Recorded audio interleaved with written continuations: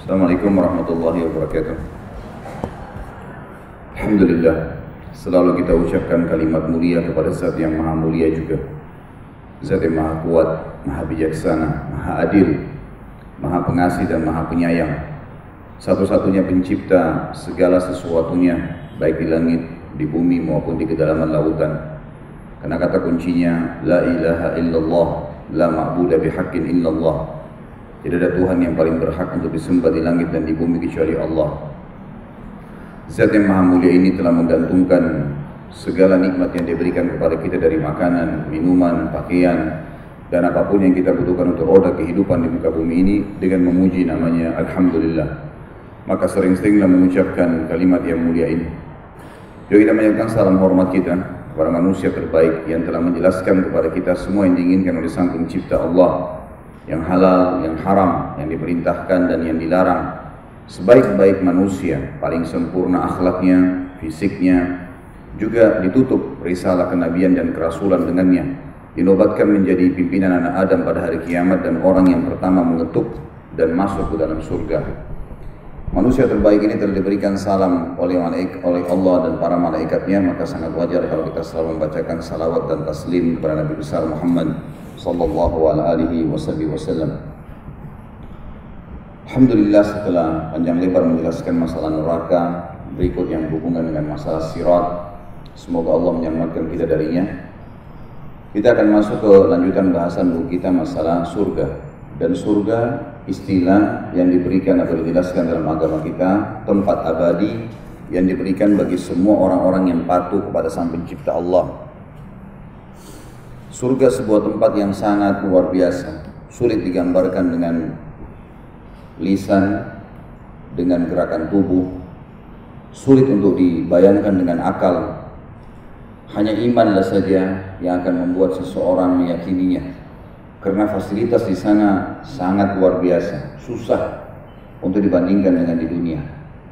Kita akan bahas panjang lebar tentang sifat-sifat surga ini, dari aromahnya, tanahnya, pakaiannya, makanannya, istanahnya, suasananya, segala sesuatu yang berhubungan dengannya.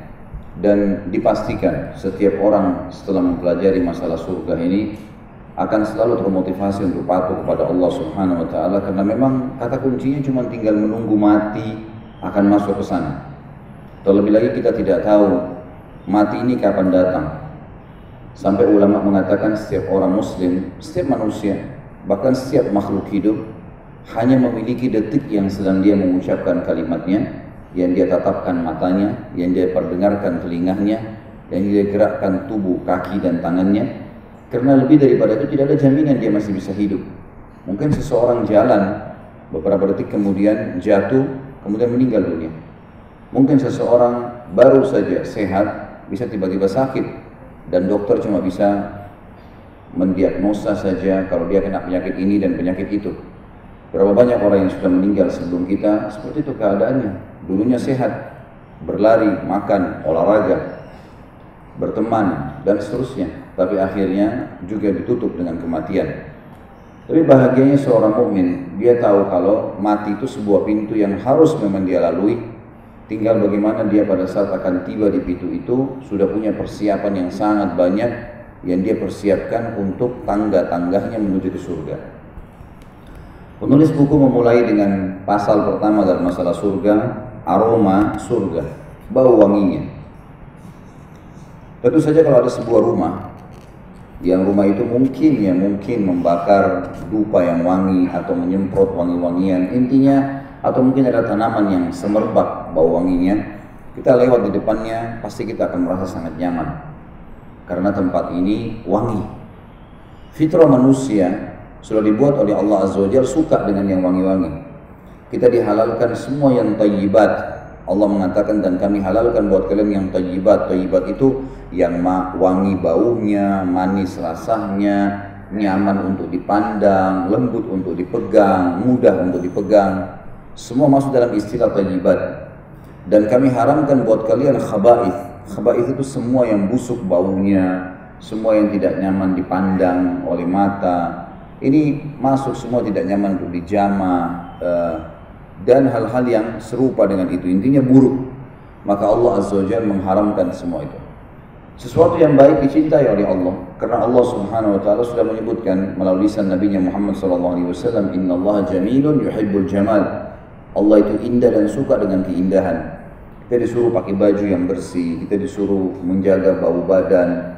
Allah berikan secara alami gerah, gak nyaman kalau kita keringatan misalnya. Itu informasi atau teguran dari Allah, tubuhmu sedang butuh untuk kamu segarkan dengan mandi misalnya. Baju sedikit kotor, ada ketidaknyamanan. Allah Subhanahu wa taala memang karena suka keindahan. Semua jiwa orang tidak suka kalau lihat sesuatu yang berantakan. Tetapi ada orang yang terpandu untuk bisa memperbaiki, ada orang yang tidak tahu harus buat apa. Semua orang suka dengan tanaman yang rapi, bersih, ya, tertata rapi. Pasti orang kagum dan mengatakan bagus. Rumahnya orang yang bersih. Semuanya Islam menyuruh kita untuk itu. Oleh karena itu orang-orang Islam yang jauh dari kebersihan, jauh dari kerapian, ini sebenarnya jauh dari fitrah alami yang telah Allah ciptakan. Terbukti nanti tempat kita kembali sangat luar biasa ini, luar biasa. Bersihnya, rapinya, luasnya, mewahnya, segala macam hal yang luar biasa. Dimulai dengan aroma. Penulis mengangkat sebuah hadis di sini. Hadis ini riwayat Imam Bukhari. Abdullah bin Amr bin As radhiyallahu anhuma berkata, meriwayatkan sabda Nabi SAW, "Man qatala mu'ahadan lam yarih raihatal jannah wa inna rihaha tujadu min masirati 40 ama." Barang siapa yang membunuh seseorang yang berada dalam perjanjian, maksudnya orang kafir yang di bawah naungan pemerintah Islam, atau orang kafir yang sedang ada perdamaian dengan kaum muslimin, siapa yang membunuh mereka itu, maka dia tidak akan mencium bau surga, dan bau surga itu dapat tercium dari jarak 40 tahun. Gambaran daripada hadis ini adalah dua hukum syar'i tentunya. Yang pertama, tidak boleh mengganggu orang kafir yang di bawah naungan pemerintah Islam. Ini sudah sering saya ulangi, tidak boleh dalam Islam kita mengganggu tetangga non muslim tanpa sesuatu yang dia lakukan. Tidak boleh merampas hartanya, tidak boleh menyakitinya, bahkan harus memberikan haknya. Yang boleh diperangi hanya kafir harbi namanya, orang-orang kafir yang dibawa masuk ke dalam kancah peperangan dan mau memerangi umat Islam. Itu pun selama mereka melawan. Kalau mereka tidak melawan, tidak boleh dibunuh. Orang yang sudah tertawan, orang yang sudah menyerah, tidak boleh dibunuh. Orang tua, perempuan, anak kecil, semuanya nggak boleh. Di dalam Islam, saking tegasnya kita untuk menjaga kemakmuran manusia, tidak boleh seorang muslim mengganggu hanya karena kekafiran seseorang, kecuali kalau dia membuat kerusakan di muka bumi atau menghina agama Allah Islam. Siapa yang membunuh mu'ahid, hukum syar'inya tidak akan masuk surga. Artinya dia akan dimasukkan ke neraka dulu, baru kemudian masuk ke dalam surga. Dan di sini digambarkan aroma surga itu, hukum yang kedua. Surga itu sudah ada dan aromanya tercium dari jarak 40 tahun. Tentu jarak 40 tahun ini sangat luar biasa. Jarak yang sangat jauh, dan ini menandakan surga itu memiliki bau yang wangi. Kemudian yang kedua, pintu-pintu surga. Tentu pintu menjadi sebuah simbol. Pintu menjadi sebuah simbol. Simbol untuk sebuah tempat tinggal. Pernah saya kasih gambaran, kalau pintu itu atau rumah itu mewah, pasti akan dibuat pintunya mewah, otomatis. Tidak mungkin rumahnya itu sangat mahal dan bagus mewah kemudian pakai pagar bambu misalnya, atau dari kayu biasa, nggak mungkin. Makanya di sini digambarkan oleh Nabi SAW tentang pintu. Dimulai dari pintunya tentunya, tadi aroma wanginya tercium 40 tahun, kemudian kita masuk ke pintu. Dimulai dari surah Ar-Ra'd ayat 23 sampai 24. A'udzu billahi minasyaitonir rajim. Jannatu 'adnin yadkhulunaha wa man salaha min abaihim wa azwajihim wa dzurriyyatihim wal malaikatu yadkhuluna 'alaihim min kulli bab. Salamun 'alaikum bima sabartum fa ni'ma 'uqbad dar. Surga Aden, salah satu nama surga, derajatnya namanya Aden, yang mereka masuk ke dalamnya bersama-sama dengan orang-orang yang saleh dari bapak-bapak mereka, istri-istri mereka, dan anak cucu mereka. Sedang malaikat-malaikat masuk ke tempat-tempat mereka dari semua pintu gerbang surga sambil mengucapkan salamun alaikum bima sabartum, yang berarti keselamatan buat kalian karena kalian bersabar, maka alangkah baiknya tempat kesudahan itu. Ayat ini menjelaskan kepada kita hukum-hukum syar'i berhubungan dengan masalah surga. Yang pertama, semua orang saleh akan berkumpul dengan keluarganya di surga. Tentu kalau keluarganya juga saleh atau salihah. Misal seorang anak meninggal, ayah meninggal dalam keadaan Islam, istrinya, suaminya, anaknya, cucunya akan bersatu. Sebagian ulama tafsir mengatakan maknanya adalah Allah Subhanahu wa taala akan buatkan juga kem-kem istana di surga per keluarga. Per keluarga. Jadi misal seorang ayah atau anak akan masuk ke surga Aden. Surga Aden, ibunya juga kebetulan di surga Aden. Semuanya masuk di derajat yang sama. Maka Allah Subhanahu wa taala akan membuat istana mereka bersebelah-sebelahan sehingga mereka terkumpul per keluarga-keluarga. Ini makna tafsir. Yang dimaksud surga Aden yang mereka masuk ke dalamnya bersama-sama dengan orang-orang soleh dari bapak-bapak mereka, istri-istri mereka, dan juga anak cucu mereka. Ini jelas bahwasanya mereka akan berkumpul. Khusus masalah suami istri, selama mereka tidak bercerai, maka mereka akan berkumpul, diambil daripada ayat ini. Karena di sini dikatakan akan disamakan dengan istri-istri mereka. Ini berarti akan bersatu, kecuali kalau si perempuan ini menikah dengan laki-laki lain karena perceraian atau karena meninggal suaminya, maka tentu dia akan berkumpul dengan suaminya yang terakhir. Itu yang pertama. Yang kedua, disebutkan ada pintu gerbang surga. Dan malaikat akan memenuhi pintu-pintu gerbang ini sambil mengucapkan salamun alaikum, selalu keselamatan buat kalian, keselamatan buat kalian karena kalian telah bersabar. Sabar di sini maksudnya adalah, kata ulama tafsir, mengikuti hukum-hukum Allah. Yang diperintahkan dikerjakan, yang dilarang dijauhi. Itu maksud daripada sabar. Jadi Allah haramkan apa, kita sabar, tahan diri, nggak mau. Allah perintah apa, kita sabar, kerjakan. Karena kesabaran masuk dari dua sisi, menjalankan perintah, meninggalkan larangan. Dua-duanya masuk sabar di sini. Jadi orang bangun sholat malam, orang mengerjakan sholat duha, orang bersedekah, membaca Al-Quran, bakti dengan orang tua, itu kan berjihad, sholat berjamaah di masjid, haji dan umrah, semua butuh kesabaran. Karena akan menyita waktu, menyita energi, gitu ya. Ada suka dukanya. Begitu pula dengan meninggalkan dosa, ada godaan. Kita mungkin digoda oleh lawan jenis sehingga kita akan terbuka pintu zina misalnya, atau ada godaan menggiurkan untuk menipu seseorang, mengambil haknya orang lain di depan mata, mungkin mencuri, mungkin menipu hak warisnya kerabat, mungkin sabar, tahan diri, harus sabar, nggak bisa enggak, tahan diri, semua godaan akan datang. Mau buat ini selalu ada godaan, manusia tidak luput dari godaan syaitan. Tinggal siapa yang sabar dan siapa yang terjerumus. Nah, sabar dalam menahan diri dari kemaksiatan, karena kita semua manusia sama, kita semua punya hawa nafsu. Semua orang bisa terjerumus dalam semua jenis dosa. Dari zinanya, dari ribanya, dari menipunya, dari mengambil haknya orang lain, apa saja. Semua orang bisa terjerumus, tapi dia harus sabar, harus sabar. Kesabaran ini akan menyebabkan hasilnya surga, gitu kan? Hasilnya adalah surga.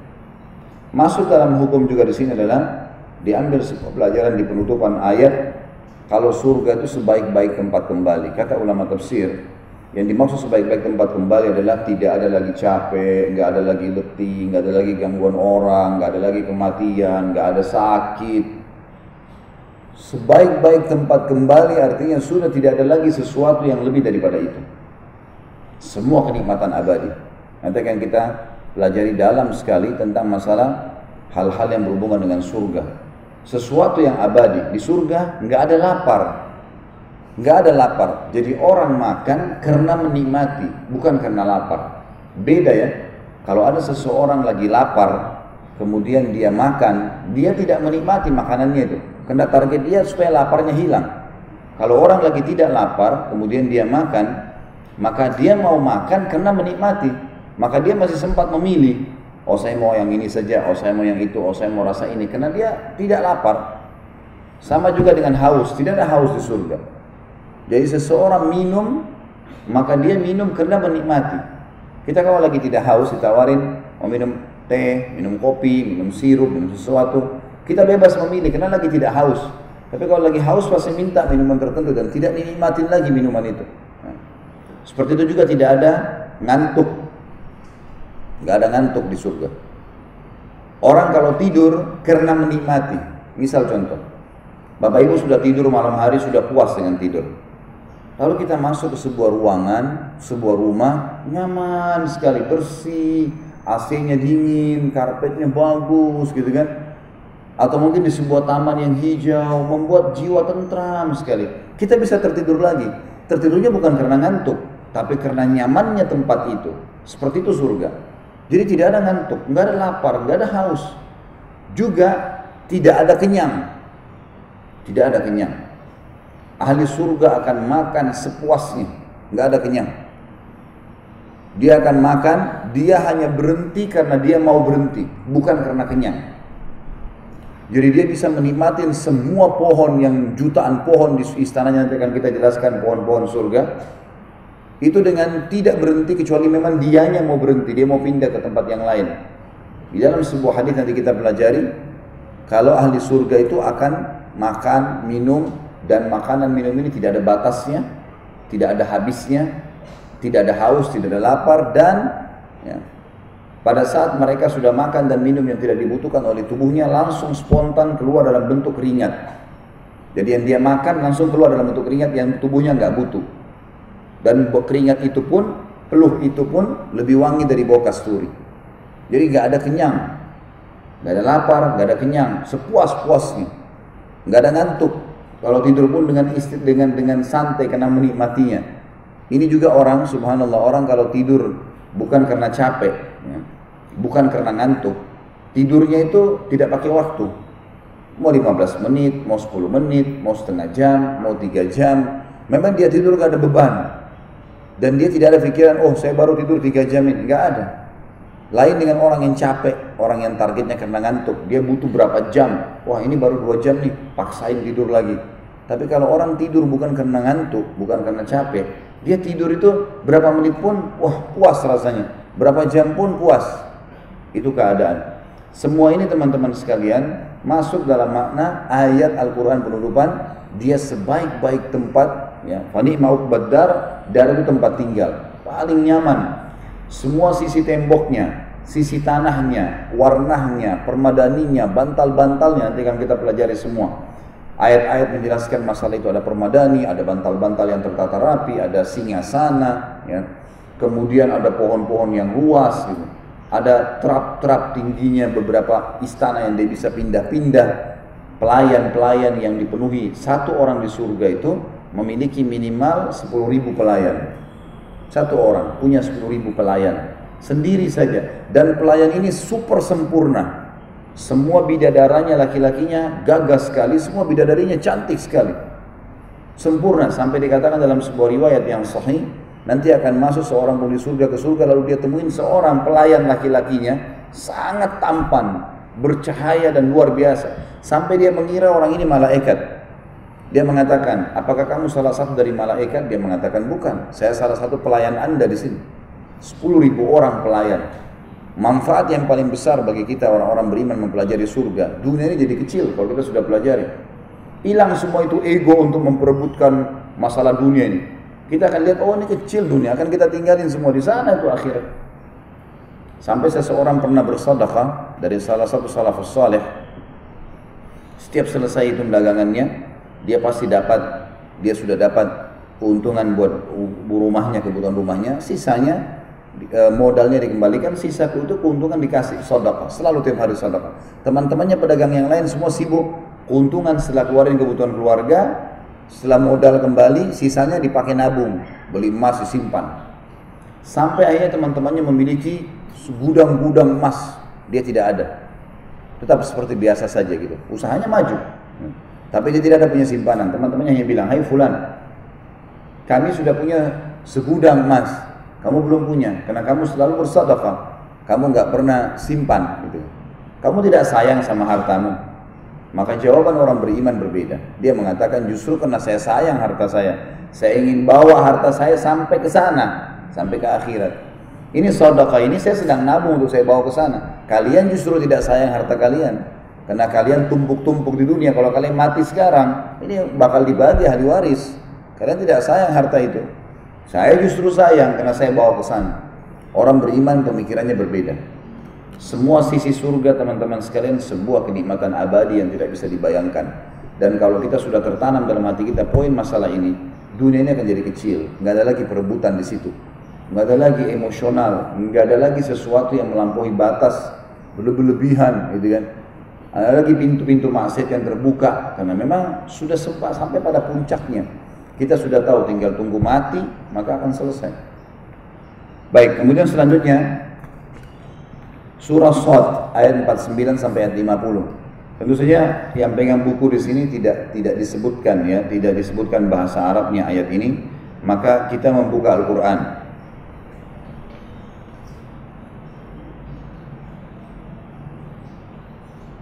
Surah nomor 38 ya. Ayat 49 sampai ayat 50.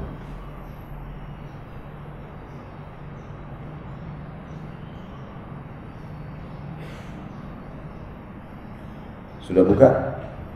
Surah nomor 38 ayat 49 sampai ayat 50. A'udzu billahi minasyaitonir rajim. Hadza dzikr wa inna lil muttaqina la husna ma'ab. Ini adalah kehormatan bagi mereka. Makna yang lain, ini adalah peringatan buat mereka. Dan sesungguhnya bagi orang-orang yang bertakwa, yang patuh kepada Allah, benar-benar disediakan buat mereka tempat kembali yang baik. Apa itu tempat kembali yang baik? Ayat 50 menjelaskan, Jannati adni mufattahatan lahumul abwab, yaitu surga Aden yang pintu-pintunya terbuka bagi mereka. Tentu di sini saksi bahasannya. Nanti akan ada bahasan-bahasan setelahnya yang akan kita bahas, seperti misalnya masalah dipan-dipan, masalah pelayan-pelayan. Di ayat ini sebenarnya ada juga. Di ayat ini juga ada. Kalau ayat 51 sampai ayat 52 juga sama, menjelaskan masalah itu. Tapi kita tidak bahas sekarang, kita akan bahas di pasalnya khusus, masalah makanan dan minuman. Saksi bahasan kita sebenarnya adalah ayat 50-nya. Kalau pintu-pintu gerbangnya akan terbuka bagi mereka. Selanjutnya surah Zumar. Surah nomor 39. Setelahnya langsung ya. Ayat 73.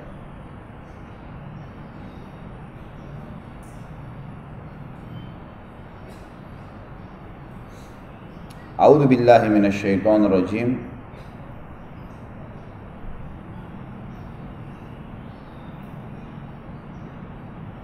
وسيق الذين اتقوا ربهم إلى الجنة زمرا حتى إذا جاءوها وفتحت أبوابها وقال لهم خزنتها سلام عليكم طبتم فادخلوها خالدين. Dan orang-orang yang bertakwa kepada Rabb mereka akan dibawa ke surga berbondong-bondong atau berombong-rombongan, sehingga apabila mereka sampai ke surga itu, maka semua pintu-pintunya telah terbuka, dan berkatalah kepada mereka para penjaga-penjaganya dari malaikat, kesejahteraan dilimpahkan buat kalian, berbahagialah kalian, maka masukilah surga ini sedangkan kalian kekal di dalamnya. Tentu di sini yang kita ambil pelajaran daripada ayat ini adalah pastinya ada surga dan orang-orang beriman akan masuk ke dalamnya. Kemudian juga surga itu memiliki pintu-pintu gerbang yang sangat besar ya. Dan nanti akan kita jelaskan hadisnya. Di antaranya hadis kata Nabi SAW, surga punya 8 buah pintu. Satu daun ke daun sebelahnya itu jaraknya 40 tahun. Jadi sebuah pintu gerbang yang sangat besar. Tentu kalau kita lihat istana-istana, selalu istana-istana raja itu pasti pintu gerbangnya besar-besar ya. Sebuah rumah akan kelihatan mewah kalau pintunya besar, tinggi besar. Kita lihat misalnya pintu-pintu masjid haram sekarang, besar-besar, tidak ada pintu kecil gitu kan. Makin besar pintu itu makin mewah kelihatan, karena butuh pondasi yang kuat, sehingga memang dia bisa terbuka sebuah pintu yang sangat besar, sesuatu yang positif. Makanya pintu besar jarak 40 tahun surga ini memang sebuah pintu gerbang yang raksasa, yang luar biasa. Kemudian dikatakan kalian akan disambut ya, oleh penjaga-penjaganya dari para malaikat, penjaga-penjaganya dari para malaikat, dan mereka akan selalu mengatakan kesejahteraan. Sejahtera tahu Bapak Ibu sekalian ya. Jadi kalau ada orang yang hidupnya cukup, semua cukup, makanan cukup, pas lah, dia tidak pernah merasakan kekurangan, maka itu namanya orang yang berkecukupan. Kalau bahasa kita, orang kaya, iya. Tapi ada di atasnya itu, sejahtera namanya. Sejahtera itu tidak pernah kekurangan, bahkan berlebihan, tidak pernah merasakan sakit, tidak pernah merasakan gangguan orang, itu sejahtera. Makanya sebenarnya istilah sejahtera kurang tepat kalau di dunia. Salah satu sifat Allah adalah zat yang maha sejahtera. Sejahtera itu teman-teman tidak pernah punya kekurangan, selalu berlebihan, tidak pernah terganggu, tidak pernah mengganggu, selalu tentram. Itu namanya sejahtera. Maka dikatakan oleh para malaikat kepada kita semua pada saat masuk surga, kesejahteraan akan dilimpahkan kepada kalian. Tidak ada kesedihan, tidak ada kesusahan, tidak ada kesulitan, tidak ada kesempitan sekarang. Maka berbahagialah kalian, masukilah surga tersebut dan kalian kekal di dalamnya. Siapapun yang masuk surga teman-teman, sudah masuk surga tidak akan pernah keluar selamanya, abadi. Sekali masuk tidak akan pernah keluar. Itu semua adalah 3 buah ayat Al-Quran yang menjelaskan tentang adanya pintu gerbang surga. Kita dengarkan bagaimana sabda Nabi SAW berhubungan dengan masalah pintu gerbang surga ini. Hadis yang pertama adalah hadis riwayat Imam Bukhari dan Imam Muslim. Ubadah bin Samit radhiyallahu anhu meriwayatkan Nabi SAW bersabda, "Man syahida an la ilaha illallah wahdahu la syarika lah, wa anna Muhammadan abduhu wa rasuluh, wa anna Isa abdullahi wa rasuluh, wa kalimatuhu alqaha ila Maryam wa ruhum min, wal jannata haqq, wan nara haqq, adkhalahu Allahu al-jannata ala ma kana min al-amal, wa fi riwayah min abwabil jannati tsamaniyati ayyuha sya'." Barang siapa yang bersaksi bahwasanya tidak ada Tuhan atau ilah yang berhak diibadahi kecuali Allah semata, yang tidak ada sekutu baginya, dan bahwasanya Muhammad adalah utusannya, Isa adalah hamba dan rasulnya, Rasul Allah, serta kalimatnya Allah yang dia sampaikan kepada Maryam dan ruh darinya. Maksudnya pada saat Maryam alaihissalam disampaikan oleh Jibril akan hamil dan ruh ditiupkan ke rahimnya. Dia yakin dengan itu, surga itu benar ada, neraka itu benar ada, maka dia akan dimasukkan ke dalam surga sesuai dengan amal yang pernah dia lakukan, maksudnya derajat di surga. Dalam riwayat yang lain, dari pintu-pintu surga yang berjumlah 8 dari mana saja yang dia sukai. Berarti menandakan surga memiliki pintu gerbang, dan ada 8 buah pintu gerbang, dan pintu gerbang ini di dalamnya ada sekian miliar, bukan lagi kalau saya bahasakan juta ya, miliar, sekian miliar tingkat, sekian miliar istana. Karena semua manusia masuk, jin masuk, mereka punya tempat-tempat semuanya, diberikan fasilitas. Kemudian selanjutnya hadis riwayat Bukhari Muslim juga, Abu Hurairah anhu meriwayatkan sabda Nabi SAW, Rasulullah SAW, barang siapa yang menginfakkan 2 pasang kuda atau 2 pasang unta dan lain sebagainya di jalan Allah, maka ia dipanggil dari pintu-pintu surga. Wahai hamba Allah, ini lebih baik. Maksudnya ini kebaikan yang dibalaskan kepada kalian. Barang siapa yang termasuk ahli sholat, maka ia dipanggil dari pintu sholat. Barang siapa yang termasuk ahli jihad, maka dia dipanggil dari pintu jihad. Barang siapa yang termasuk ahli sedekah, maka dia dipanggil dari pintu sedekah. Barang siapa yang termasuk ahli puasa, maka dia dipanggil dari pintu Rayyan. Abu Bakar berkata, "Ayah dan ibuku sebagai tebusannya, wahai Rasulullah. Apakah setiap orang semestinya akan diseru dari pintu-pintu tersebut? Apakah ada orang yang dipanggil dari pintu-pintu itu semuanya? Kenapa kok harus pintu sholat panggil? Maksudnya dia masuk dapat istanahnya, pintu sholat, puasa panggil. Apakah ada orang dari semua pintu itu? Ya. Apakah tidak mungkin seseorang akan dipanggil dari pintu-pintu seluruhnya?" Beliau menjawab, "Benar, dan aku berharap engkau termasuk di antara mereka." Maksudnya akan ada orang dipanggil dari semua pintu-pintu ini. Dari hadis ini kita ambil pelajaran Bapak Ibu sekalian, dianjurkan atau motivasi untuk bersedekah di jalan Allah, terutama untuk jihad. Dan yang dibahas ini adalah transportasi ya untuk jihad. Jadi kita dianjurkan membiayai, karena yang dibutuhkan adalah mujahidin menggunakan kuda, menggunakan unta, gitu kan. Makna daripada hadis dan lain sebagainya, kata ulama adalah boleh dia kalau di zaman sekarang masuk di dalamnya tank misalnya, mobil, motor, transportasi yang dipakai berjihad. Siapa yang menginfakkan 2 pasang, kalau hewan ternak, kalau hewan maka jantan dan betina. Tujuannya dia sedekahkan kuda, jantan dan betina supaya berkembang biak, dan anak-anak keturunan kuda atau unta itu akan terus dipakai jihad. Ini pahalanya besar, kan? Nabi SAW dulu di Madinah punya peternakan khusus untuk hewan-hewan zakat, hewan-hewan yang sedekah. Ada orang sedekahkan, maka dikembang biakkan. Nah ini nanti biasanya orang kalau memberikan laki-laki jantan dan betina, nanti akan berkembang biak. Berkembang biak ini akan jadi lebih banyak pahalanya, seperti itulah. Mungkin kalau kendaraan atau transportasi kayak sekarang, dia rutinkan bersedekah untuk memberikan transportasi para mujahidin. Maka pahalanya adalah dia akan dipanggil dan dikatakan pada hari kiamat, wahai hamba Allah, perbuatanmu ini baik. Maksudnya ini lebih baik adalah perbuatan yang kamu sudah lakukan sangat baik. Kemudian dijelaskan manfaat yang kedua dari hadis ini, ternyata setiap ibadah itu punya pintu lagi. Jadi dari 8 pintu utama, gerbang utama, nanti kita masuk akan banyak pintu. Dalam mungkin jutaan pintu. Di setiap pintu itu adalah jenis ibadah tertentu. Pintu sedekah, pintu sholat, pintu jihad, pintu haji, pintu apa, semua pintu-pintu, pintu bakti dengan orang tua. Semua pintu ini, siapapun yang menonjol mengerjakannya akan punya istana di dalam camp itu, dalam pintu itu. Maka setiap orang yang sholatnya sempurna di timbangan amal, maka dia akan dipanggil dari pintu sholat. Ini istana kamu, silakan nikmatin.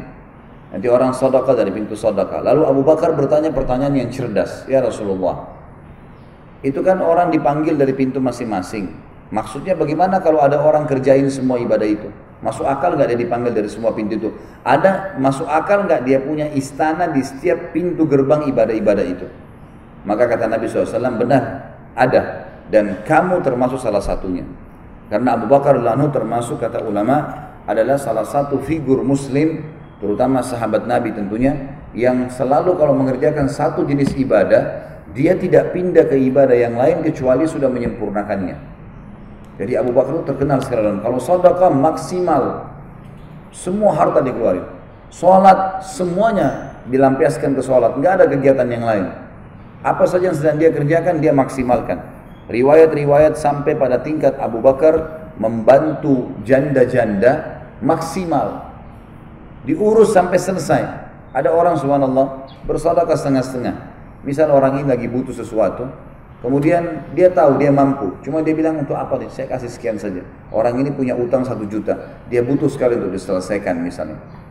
Tapi kita tahu dan kita mampu menyelesaikan. Cuman ya sudahlah, biar dia cari sama orang lain, biar dia usaha, biar dia apalah. Sekarang saya kasih 100 ribu aja.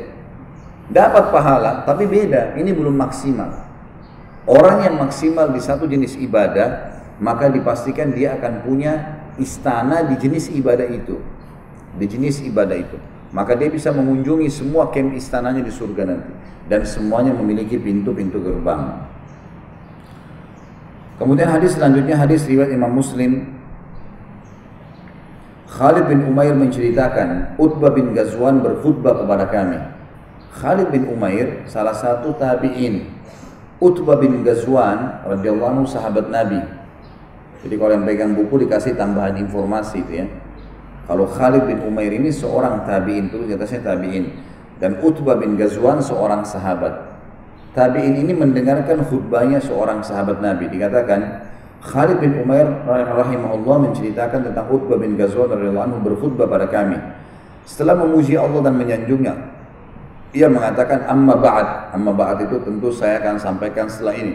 Sungguh dunia telah mengumumkan kekerasannya dan berpaling. Artinya dunia ini akan kalian temukan banyak masalah. Banyak masalah. Semuanya diisi dengan kekerasan, ketidaknyamanan. Dan dia berpaling, dia meninggalkan kita. tak tersisa kecuali sedikit sekali, seperti sisa air dalam bejana yang diambil pemiliknya. Tinggal itu saja umurnya dunia sekarang. Kalaupun ada orang mau nikmatin, percuma, udah habis umurnya dunia itu.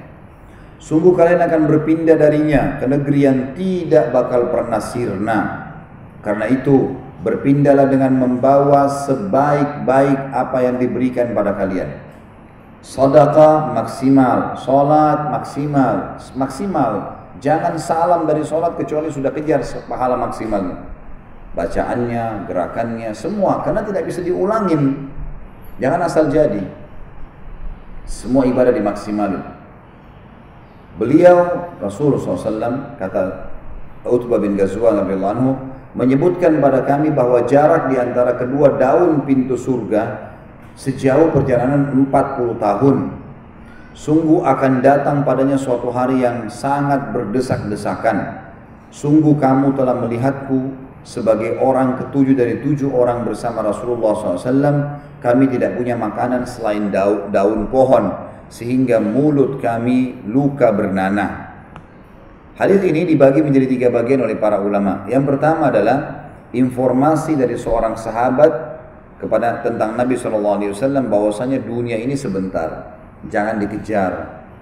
Bahasa kinaya atau perumpamaan yang sangat baik di sini adalah siapa yang mau ngejar dunia telat. Sudah tidak ada waktunya sekarang, percuma, umur dia terbatas, dunia juga ini sudah berpaling, sebentar lagi kiamat. Tersisa hanya seperti tinggal tetesan-tetesan air di sebuah bejana yang akan diambil oleh orangnya. Jadi dunia percuma dikejar. Kenikmatan apapun, coba Bapak Ibu bayangkan kenikmatan dunia yang pernah kita rasakan. Saya yakin semua kita mungkin pernah mendapatkan sebuah kenikmatan yang sifatnya memuaskan sekali. Mungkin dari makanan kah, mungkin dari pasangan hidup kah, mungkin dari keuntungan kah, mungkin apa saja yang dia dapatkan. Apa yang maksimal pernah kita dapatkan? Maka sekarang di detik ini juga, apakah kita masih bisa merasakannya? Jawabannya sudah tidak. Begitulah dunia, dia berpaling. Itu kalau puncak nikmat yang pernah kita dapatkan. Toh juga pada saat itu saja. Betul kita nikmati, tapi hanya pada saat itu, percuma. Tidak akan bisa terulang-ulang terus gitu. Ada saatnya habis. Beda dengan akhirat. Yang kedua tentu itu masalah dunia. Pelajaran pertama, dibagi 3 hadis ini. Pelajaran yang kedua, bagian kedua dari hadis ini adalah penyampaian bahwasanya adanya alam akhirat. Dan disebutkan di sini kekal, tidak bakal pernah sirna. Sadarlah tentang masalah itu, karena kematian sudah banyak orang yang kita lihat, dan orang beriman tahu mati itu adalah pintu, sebagaimana saya jelaskan tadi di awal, menuju kepada kehidupan abadi. Harus selalu sadar ada akhirat nih, harus tanamkan selalu dalam jiwa kita, sebab ini rem yang sangat luar biasa untuk kemaksiatan, dan ini adalah gas yang sangat kencang untuk ibadah. Yang ketiga adalah penyampaian dari sahabat Nabi ini tentang masalah pintu gerbang surga, jarak antara 2 daunnya 40 tahun. Dan disebutkan bahwasanya pada hari itu, hari kiamat akan berdesak-desakan. Ini makna atau 3 potong diambil dari hadis tadi. Penutupan hadis yang mengatakan, sungguh kamu, maksudnya kalian. Waktu Utbah bin Ghazwan radhiyallahu anhu menceritakan kepada para tabi'in, mengatakan ini khutbah di atas mimbar, khutbah Jumat. Kata beliau untuk memberikan kesaksian kalau benar-benar apa yang saya sampaikan ini benar dari Rasulullah SAW. Beliau mengatakan, sungguh kalian telah melihatku sekarang sebagai orang yang sekarang kalian lihat yang sedang ngomongin adalah salah satu dari 7 orang yang pernah bersama Rasulullah SAW. Artinya saya termasuk 7 orang yang meriwayatkan hadis ini. Itu maknanya. Jadi hadis ini ada 6 orang selain aku yang mendengarkannya dari Nabi SAW. Aku adalah orang ketujuhnya, gitu. Dan yang hidup bersama Nabi SAW, beliau memberikan kesaksian kalau memang pernah hidup sama Nabi. Kalau pernah kami tidak punya makanan kecuali daun pada saat hidup bersama Nabi SAW, sampai kami makan daun itu saking keringnya sampai membuat bibir kami luka bernanah. Yang dimaksud adalah ini kesaksian beliau bahwasanya saya sahabat Nabi nih. Saya nggak dusta, ini benar. Kalian harus percaya. Semua sudah akan berlalu dunia ini, akhirat sedang disusul, dan abadi yang kedua, yang pertama tadi sirna, gitu kan. Kita ada pintu-pintu gerbang yang jaraknya 40 tahun yang kita akan nikmati selamanya. Hadis selanjutnya adalah hadis yang diriwayatkan oleh Imam Bukhari dan Muslim. Abu Hurairah radhiyallahu anhu meriwayatkan sabda Nabi Muhammad sallallahu alaihi wasallam, "Walladzi nafsu Muhammadin biyadihi inna ma baina misra'aini min masari'il jannati lakama baina Makkah wa Hajar atau Hajarin Makkah." Demi zat yang jiwaku di tangannya, jarak antara dua daun pintu tersebut, pintu surga, tiang sebelah, pintu sebelah ke pintu sebelahnya, ini dua pintu gerbang yang biasa kita satuin tentunya, maksudnya pintu gerbang yang biasa disatuin satu sama yang lain, ini antara satu sama yang satunya jaraknya adalah seperti antara Mekah dengan Hajar. Hajar adalah sebuah kota di Bahrain, atau antara Hajar dan Mekah. Bahrain sama Mekah kurang lebih kalau di zaman Nabi Muhammad SAW perjalanan bisa ditempuh hampir sama Mekah ke negeri Syam. Kita tahu perjalanan Isra-nya Nabi SAW, ini kan, yang satu malam beliau tempuh dengan Burak, itu kan kata Abu Jahal apa? Hai Muhammad, apa kau menempuh perjalanan yang kami tempuh dengan kuda terbaik kami, Mekah ke Palestina? 1 bulan, kuda terbaik kami 1 bulan, dan pulang juga 1 bulan, kau tempuh dalam 1 malam. Hadis ini menjelaskan kepada kita kalau jaraknya adalah sebulan. Berarti orang kalau jalan nanti di pintu surga dari awal pintunya ke ujung pintunya nih, itu selama 1 bulan orang jalan kaki, baru sampai ke ujung pintu gerbangnya, gitu. Dari awal gerbangnya ke pintu gerbang yang lainnya. Kalau pintu lebarnya 40 tahun, berarti tingginya juga sama. Akan berimbang, kalau lebar pintu itu akan stabil, kalau lebar sama tingginya sama semestinya. Biasanya kan kalau ruangan-ruangan kita mungkin karena mengikuti bentuk ruangan, jadi kita buat lebarnya lebih kecil daripada tinggi. Tapi sebenarnya pintu yang ideal itu, kalau pintu-pintu gerbang yang besar, ya, pintu masjid yang besar kayak pintu Masjid Haram, itu memang dibuat pasti selebar, ya, antara lebar sama tinggi akan sama. Ini makna daripada hadis tadi, kalau ternyata jarak antara 2 daun pintu surga itu perjalanan sebulan. Karena jarak antara Hajar sama Mekah sama dengan jarak antara Mekah sama Palestina. Di zaman dulu sebulan berjalan dengan kuda tercepat. Berarti kalau jalan kaki lebih lama lagi, ya. Mungkin saya tadi keliru, bukan cuma sebulan, mungkin sampai berbulan-bulan. Baik, selanjutnya adalah hadis yang berbunyi, hadis ini diriwayatkan Bukhari dan Ahmad.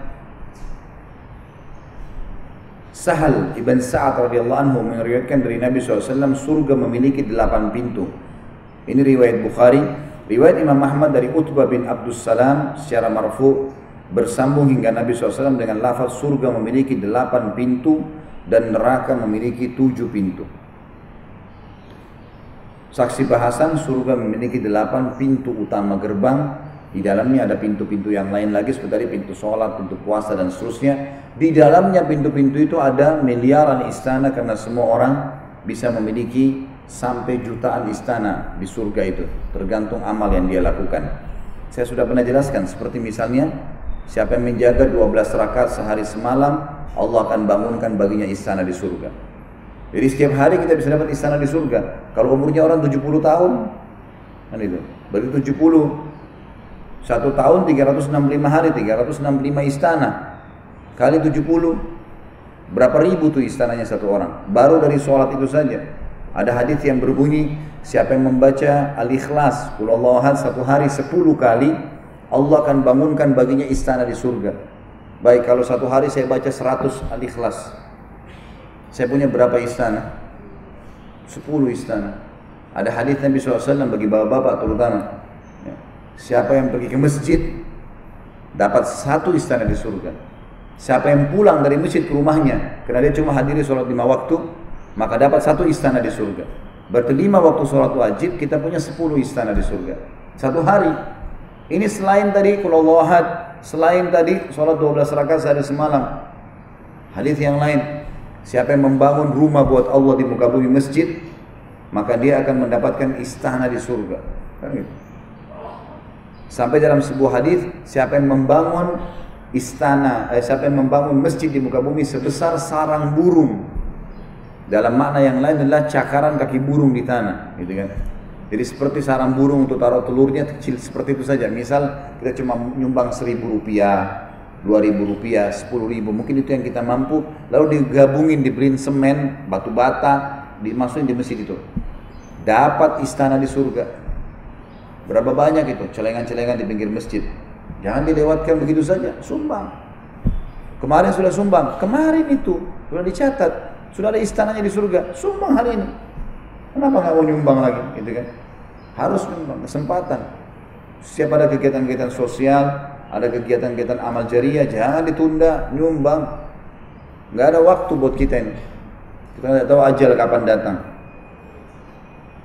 Jadi di sini dikatakan, ya, bahwasanya pintu surga memiliki 8 pintu gerbang dan juga memiliki neraka memiliki 7 buah pintu. Teman-teman, insya Allah di surga tidak ada penyesalan ya. Tapi sayang kita masih di dunia. Kalau ada orang masuk di pintu gerbang pertama, di derajat pertama, udah luar biasa itu. Nanti akan kita jelaskan di sini ada penduduk surga yang paling rendah derajatnya. Bagaimana fasilitasnya? 10 kali lipat derajat terkait dunia. Nabi Sulaiman alaihissalam. Orang dapat itu sudah luar biasa sebenarnya. Tapi kenapa mumpung hidup nggak cari yang pintu ke-8 derajat yang paling tinggi surga Firdaus? Sementara Nabi SAW bilang kalau kalian mohon kepada Allah, mohon Firdaus, karena dia tertingginya surga. Amal kita memang mungkin tidak bisa maksimal membawa ke sana, tapi kita mencoba ikhtiar maksimalin. Mulai belajar sekarang, setiap ibadah nikmatin, kasih maksimal. Ada kesempatan sedekah maksimal. Ada 100.000 dengan 10.000, keluarin 100.000. Keluarin, yakin Allah akan bukain keran rezeki kalau itu. Dan kita akan tambah derajat kita di surga. Tidak ada waktu. Kalau kita nggak sedekah sekarang, lalu kapan kita sedekah? Mungkin kita meninggal besok. Oh besok aja, besok nanti meninggal. Jangan tunda amal-amal. Kemudian dikatakan di dalam hadis yang lain, diriwayatkan oleh Imam Muslim, tuftah, Abu Hurairah mengatakan Rasulullah SAW bersabda, tuftahu abwabul jannati yawmal itsnaini wa yawmal khamis fayughfaru likulli abdin muslimin la yushriku billahi syai'a illa rajulan bainahu wa baina akhihi syahna fayuqal anziru hadzaini hatta yastaliha anziru hadzaini hatta yastaliha anziru hadzaini hatta yastaliha. 3 kali Nabi SAW ulangi. Pintu-pintu surga dibuka setiap Senin dan Kamis. Dibuka maksudnya dibuka pendaftaran. Iya, siapa yang mau Senin Kamis itu kesempatan. Makanya waktu Nabi SAW ditanya kenapa puasa Senin Kamis, jawabannya beliau, karena pada hari Senin dan Kamis amal-amal soleh diangkat ke langit. Maka saya pengen pada saat amal saya dilaporkan saya sedang puasa. Kenapa nggak puasa? Ini yang masih malas puasa Senin Kamis ini kenapa? Hah? Takut mati, takut lapar. Gak bakal mati kalau ajalnya belum datang. Kalau tunda-tunda, mumpung masih bisa, masih sehat, nanti deh Senin depan. Baik Senin ini dicatat di buku amal kosong, nggak bisa diperbaiki. Godaan apapun harus sabar. Lapar, sabar sedikit. Maghrib bisa makan kok, tapi pahalanya besar. Untuk kita bahas masalah neraka dulu, ada hadis Nabi riwayat Imam Muslim, man sama yauman fi sabilillah ba'adahu Allahu 'anil nari bihadzal shaum bihadzal yaum 70 kharifa. Siapa yang berpuasa 1 hari di sisi Allah, 1 hari puasa sunnah, apalagi kalau Ramadan puasa wajib, luar biasa. Allah akan jauhkan dia dari api neraka sejarah 70 tahun. Lalu kenapa enggak puasa? Puasa, sabar. Ada makanan nanti makan. Ya, nanti. Dan orang kalau lagi diundang ada arisan ibu-ibu, ada acara, datang tidak apa-apa. Gitu. Oh saya makan, oh maaf saya lagi puasa. Nanti takut riya, nggak usah riya. Tapi syaitannya, jangan lihat untuk dipuji. Maaf saya lagi puasa. Riya itu kalau tidak ditanya, maaf ya saya lagi puasa. Nah itu riya, nggak ada yang nanya, nggak ada penyebab apa-apa. Tiba-tiba langsung. Itu jelas boleh puji. Tapi kalau kita ditanya, mau kemana? Mau sholat. Mau kemana? Mau ke majelis ilmu. Jadi berangkat haji, insya Allah jadi. Gak ada riaknya. Kontrol saja kan gitu. Tapi kita boleh. Insya Allah orang yang puasa kalau diundang nanti dapat lebih banyak porsinya. dibungkusin nanti lebih banyak.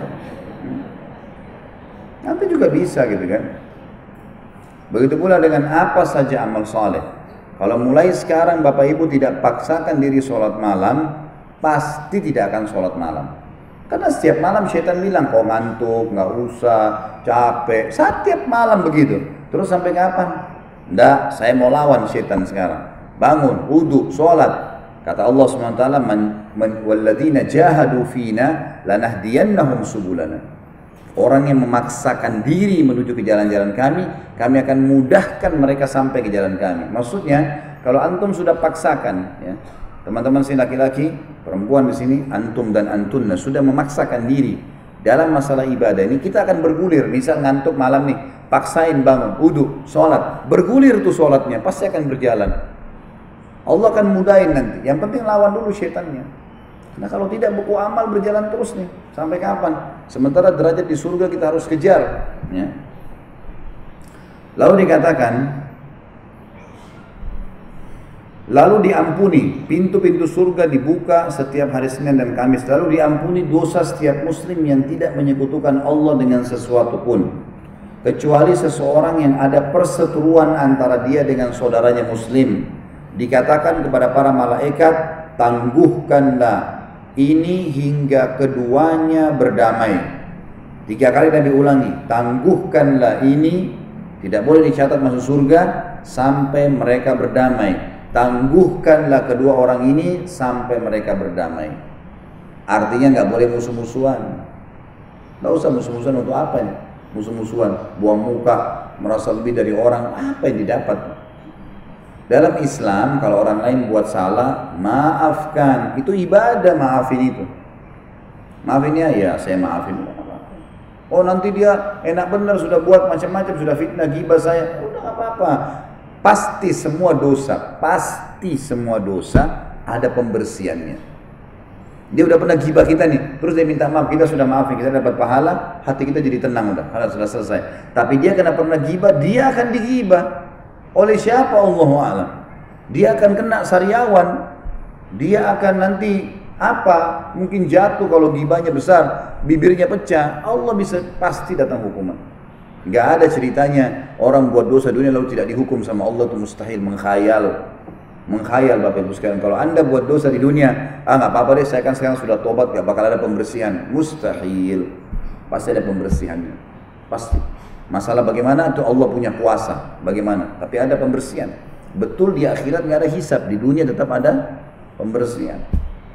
Nggak usah buat gitu. Jadi tidak boleh musuh-musuhan ya. Mulai sekarang sudah musuh-musuhan, maafin. Orang yang salah minta maaf. Untuk apa dunia? Apa yang mau dikejar tuh marah-marahan itu untuk apa coba? Nggak dicatat jadi ahli surga loh ini resikonya. Sampai mereka baikan. Sampai dalam hadis yang lain dikatakan, tidak layak seorang muslim memusuhi saudaranya lebih dari 3 hari, gitu kan. Misal pun kalau orang itu buruk sekali, memang dia pegel, dia ini coba dia kontrol 3 hari maksimal, selebih dari itu sudah. Boleh jaga jarak, beda ya. Misal orang ini suka bohong, orang ini suka minta-minta ganggu kita, boleh kita jaga jarak, tapi tidak memusuhi. Tidak boleh memusuhi, hati kita harus dibersihin. Karena kita bisa kena ancaman hadis ini. Kalau kita memusuhi berarti kita tidak didaftar masuk ke surga. Setiap Kamis pintunya dibuka. Ya. Itu kalau orang umum ya, apalagi suami istri. Ini yang suka berantem suami istri mana? Ini kalau saya punya cambuk, saya cambuk. Sedikit-sedikit gara-gara tidak diantar, marah. Musuhan 3 hari, apa ini? Lebih baik 3 hari itu pacaran suami istri daripada musuh-musuhan gitu kan. Anak juga begitu, sedikit tidak diberikan apa sama orang tuanya, musuhi orang tuanya. Apa ini? Orang tua sedikit anaknya salah, tidak, marah, nggak mau lihat, nggak mau ini, putus hubungan. Apa ini semua? Dunia sebentar, kita akan lewatin. Lapangkan dada, maafin.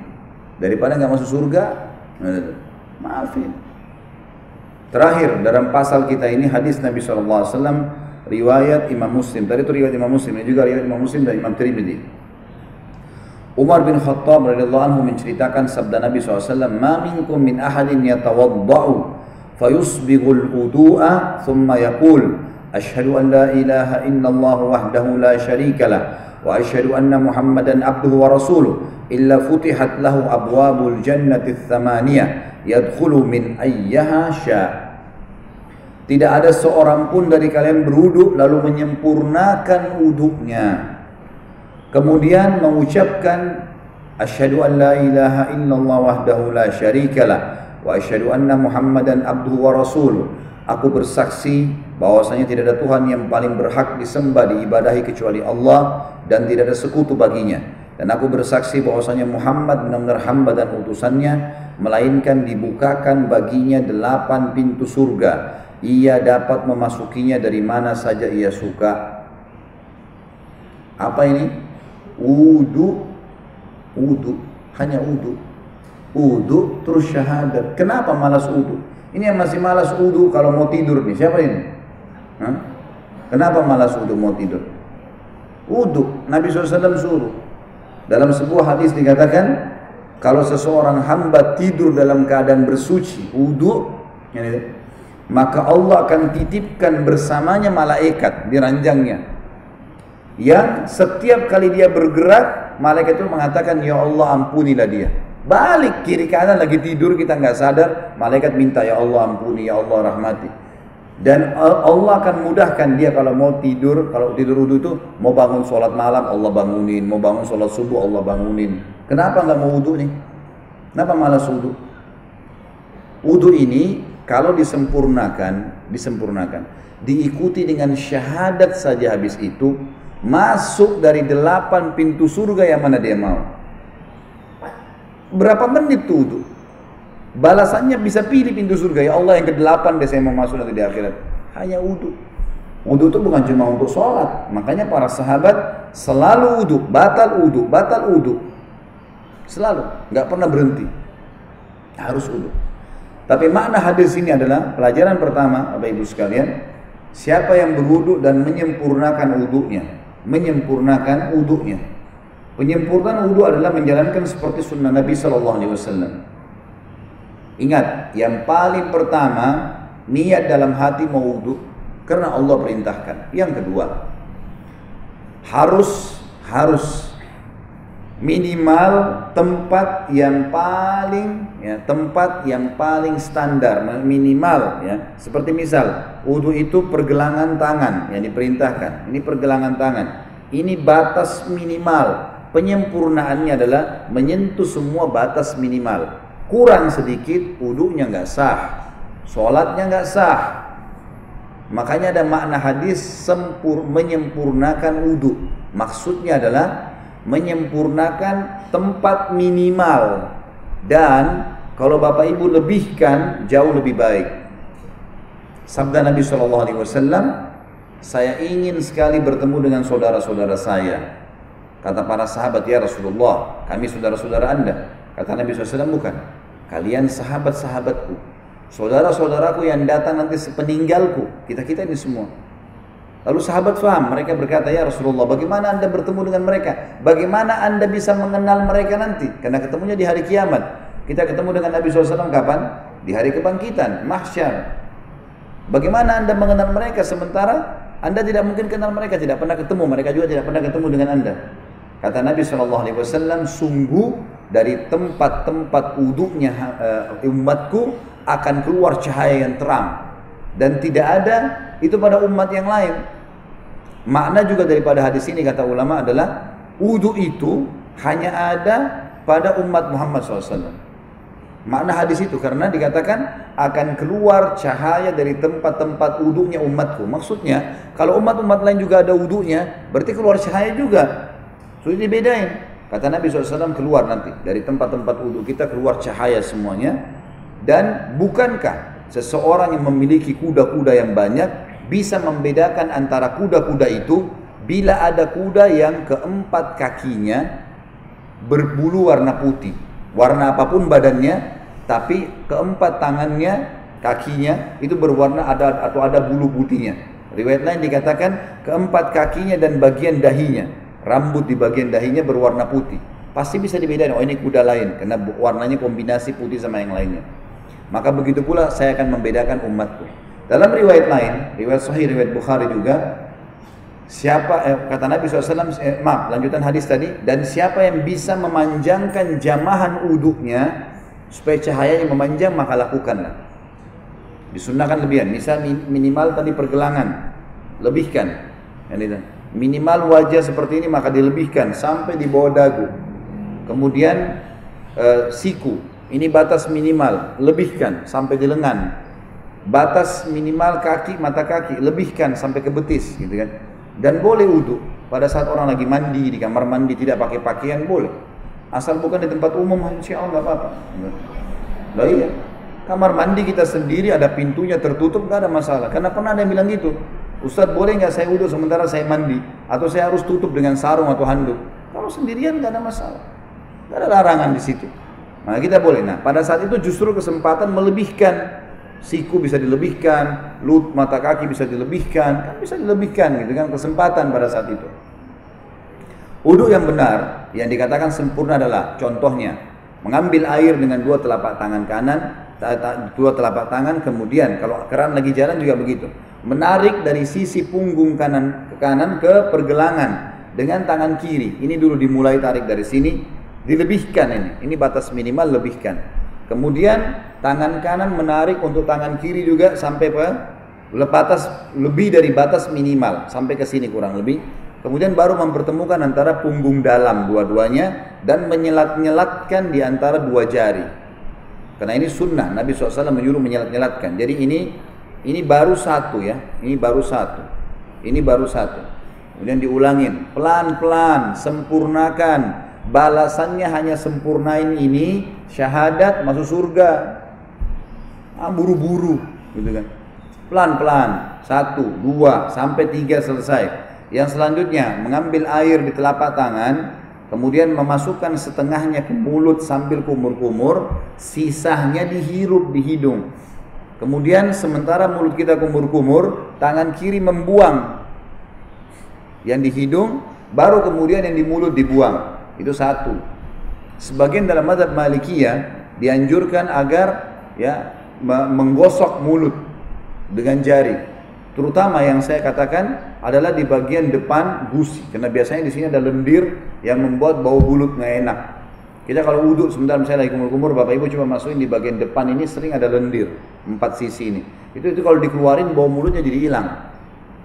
Itu dianjurkan. Sebagian juga ulama mengatakan dianjurkan kumur-kumur maksimal karena ada hadis yang lain berbunyi tidak ada seseorang pun dari kalian berwudu seperti wuduku ini, Nabi SAW praktikin, kecuali akan berjatuhan semua dosa-dosanya bersamaan dengan tetesan air terakhir. Termasuk di sini kumur-kumur dimaksimalkan supaya dosa mulutnya jatuh semuanya, gitu kan. Kemudian wajah, ini tentu 3 kali diambil, dimasukkan di mulut sambil kumur-kumur, lalu sisanya dihirup, dibuang dengan tangan kiri. 1, 2, 3. Setelah itu, mengambil air dengan 2 telapak tangan, kemudian dari awal tumbuhnya rambut sampai 2 jari di bawah dagu, dari awal kuping kanan dengan kuping kiri, dimasukkan di wajah, kemudian diputar. Ini 1, gitu kan. Kemudian 2, ini semuanya kena, dan seterusnya 3. Bagi teman-teman yang berjenggot tentu diselat-selatkan, sunnahnya begitu. Diselatkan jari di antara jenggotnya sebagaimana mungkin kalau jenggot seperti saya mungkin dimasukkan begitu. Kemudian telapak tangan kanan ditarik dari sisi kanan punggung, ditarik sampai ini, ingat ini batas minimal. Banyak orang wudu ininya nggak kena nih. Ini nggak kena. Ini bisa nggak sah wudunya, nggak sah sholatnya. Jadi tarik sampai sini nih. Kemudian baru diputar ke dalam. 1, 2, 3 sampai 3 kali. Kalau misal air kerannya di atas ngalir di keran dan kita mau tarik dari atas boleh, tarik di atas batas minimal, ya. Jadi ditarik dari sini di atas siku, tarik ke bawah, kemudian baru diputar ke bagian dalam. Kanan dulu baru kiri. Setelah itu baru kepala. Kepala ini diambil air. Sunnah Nabi SAW ditarik dari awal kepala sampai ke tengkuk, ya, sampai ke batang leher, kemudian ditarik lagi ke atas kembali. Lalu jari telunjuk masuk ke dalam lubang, ibu jari mutar di belakang. 1, ya.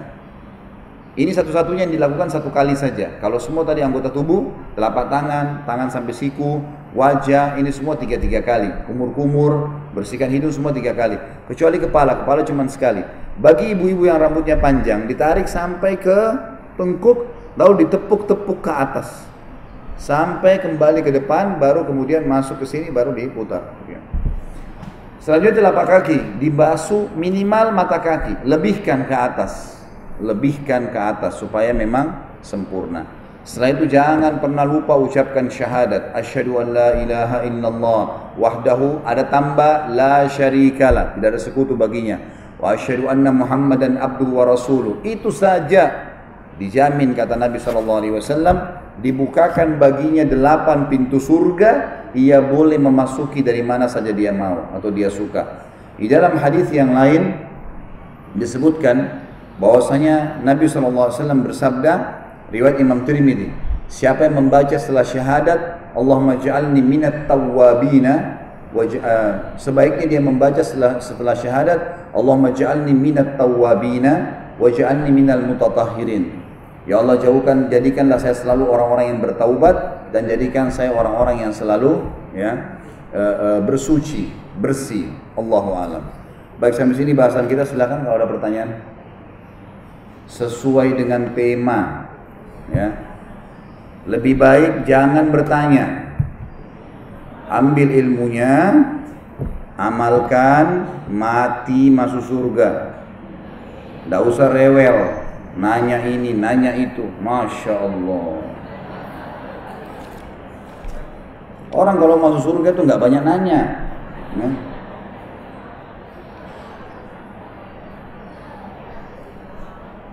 Ini udah disortir belum, Bu? Hah? Mesti disortir sesuai dengan tema nih. Baiklah.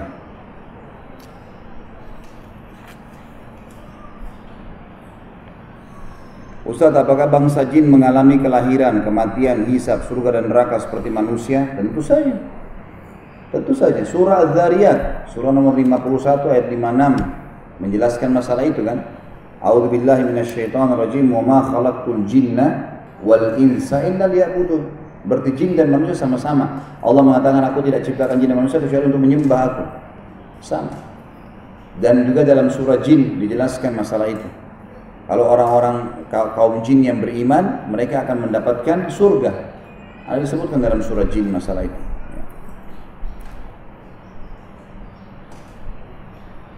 Dalam surah Thaha ayat 101 tertulis khalidina fiha. Khalidina fihi. Ya. Itu kembali kemana? Coba kita lihat ya.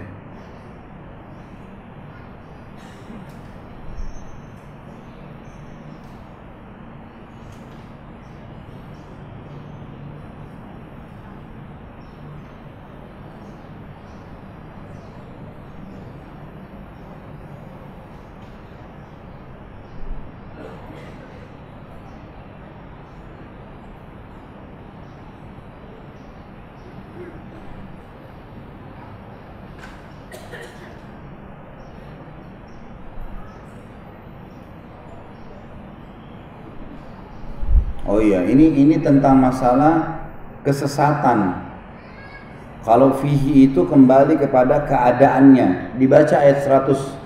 Yang bertanya baca kembali ke ayat 100 ya. Jadi kan di sini dikatakan ayat 100-nya a'udzubillahi minasyaitonirrajim wa man a'rada anhu fa innahu yahmilu yaumal qiyamati wizra. Ya. Barang siapa yang berpaling daripada Al-Qur'an, maka sungguhnya ia akan memikul dosa yang besar di hari kiamat. Khalidina fihi, maksudnya mereka kekal, dia kekal akan dalam keadaan itu. Jadi sampai hari kiamat pun, kalau mereka meninggal, mereka akan menyesal, akan beban dosa dalam kekekalan keadaan itu, kekafiran, bukan kekal di neraka di sini maksudnya.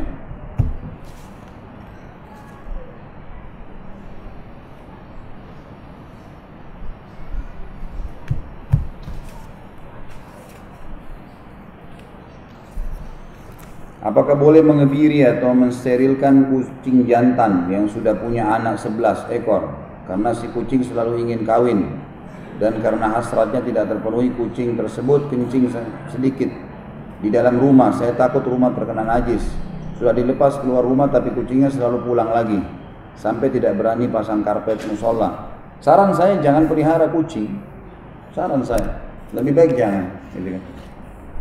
Walaupun Abu Hurairah pernah memeliharanya, gitu kan, sahabat Nabi cuma beliau, yang lainnya tidak ada yang pelihara, tapi memang Nabi nggak tegur.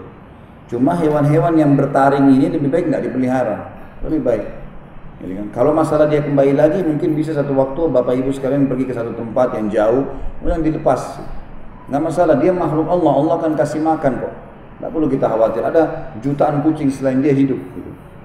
Nggak masalah, lebih baik dikeluarkan, karena memang berbahaya kayak tadi kencingnya najis. Hewan-hewan yang bertaring itu kan yang dilarang makan semuanya najis, najisnya berat ya, najis hissi namanya, berat. Sama dengan kencing manusia dia hukumnya. Beda kalau ayam, ayam itu hewan yang boleh dimakan, kotorannya najis maknawi, artinya tidak menajiskan. Kalau dibersihin udah nggak ada masalah. Bagaimana bila sudah wudhu sebelum tidur? Tapi kan Allah, saya bisa beberapa kali buang air kecil sebelum benar-benar tertidur karena banyak minum. Apakah harus mengulangi wudhu sampai akhirnya tertidur? Tentu ya, saran hadis tadi adalah bagaimana seseorang itu malah memang wudhu, tidur dalam keadaan wudhu. Jadi kalau antum masih yakin akan buang air kecil, ya tunggu wudhu. Pastikan akan ke kamar mandi ya. Kira-kira akan terpulas kapan baru wudhu. Walaupun dia sudah dapat pahala, tapi hadis tadi yang tentang malaikat akan bersamanya tidak dapat.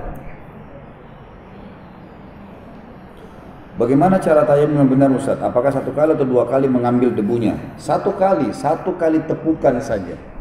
Satu kali tepukan. Itu ada dalilnya surah Al-Maidah ayat 6.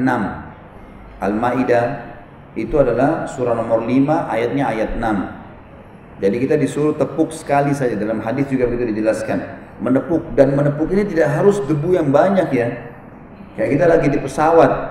Di kursi pesawat itu walaupun kelihatan bersih ada debunya. Pakaian kita ini sekarang Bapak Ibu walaupun kelihatan bersih ada debunya, itu sudah cukup.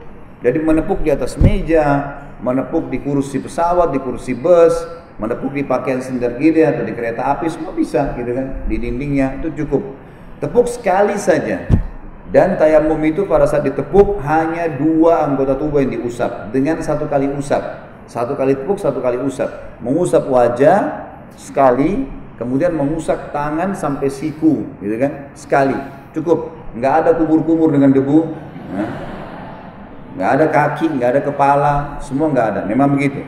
Baca Al-Maidah ayat 6.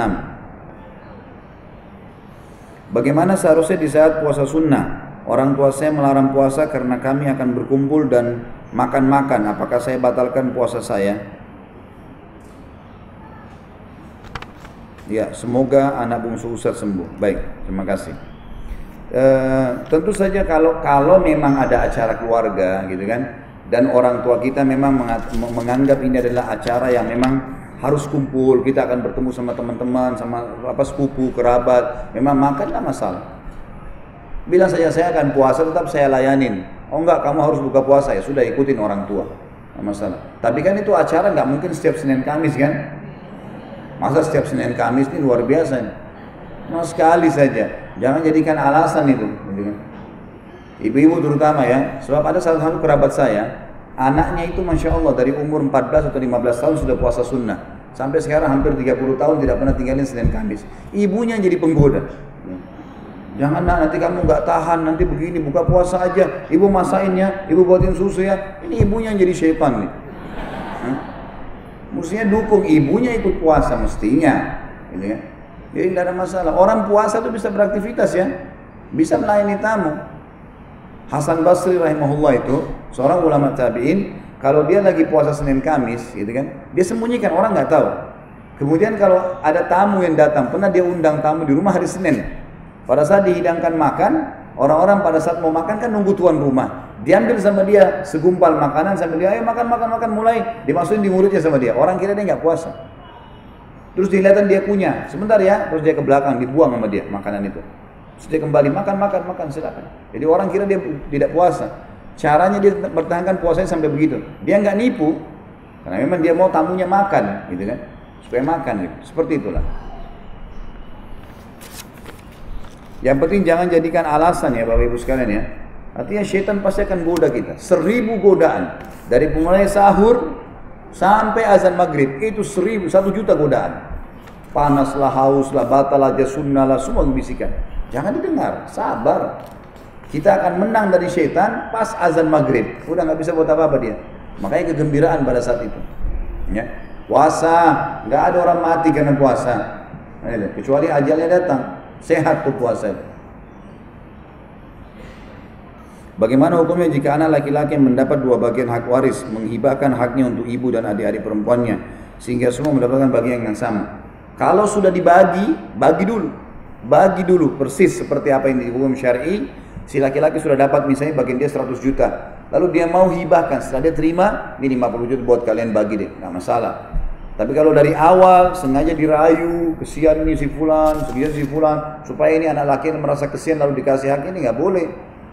Sama saja egois, memang nggak boleh. Pembagian Allah buat ibu-ibu setengah, 1, laki-laki 2, harus memang hukum Allah. Ini patung masuk surga nggak ini? Kenapa kau harus bantah hukum Allah? Nggak bisa. Karena memang ibu-ibu selalu aman di sebuah sisi. Sebelum menikah, ayahnya wajib nafkahi. Ayahnya meninggal, pamannya, saudaranya, wajib semua menafkahi. Setelah menikah, suaminya nggak pernah dikenal sebelumnya, harus memberikan hasil keringatnya. Aman selalu. Laki-laki enggak. Dia dikasih nafkah sama orang tua. Bapak-bapak sini, teman-teman sini, hanya wajib dikasih nafkah kita oleh ayah kita sampai balik. Selebihnya sunnah. Setelah kita bekerja pun orang tua kita yang kita nafkahi gitu kan. Balik semua. Istri dan anak yang dinafkahi. Maka wajar mereka mendapatkan 2 bagian itu. Bagaimana kalau kita wudhu sebelum tidur tapi sebelum tidur buang angin. Lalu wudhu lagi. Terus buang angin lagi. Ini syaitan. Godaan syaitan itu, waswas. Baca isti'adzah.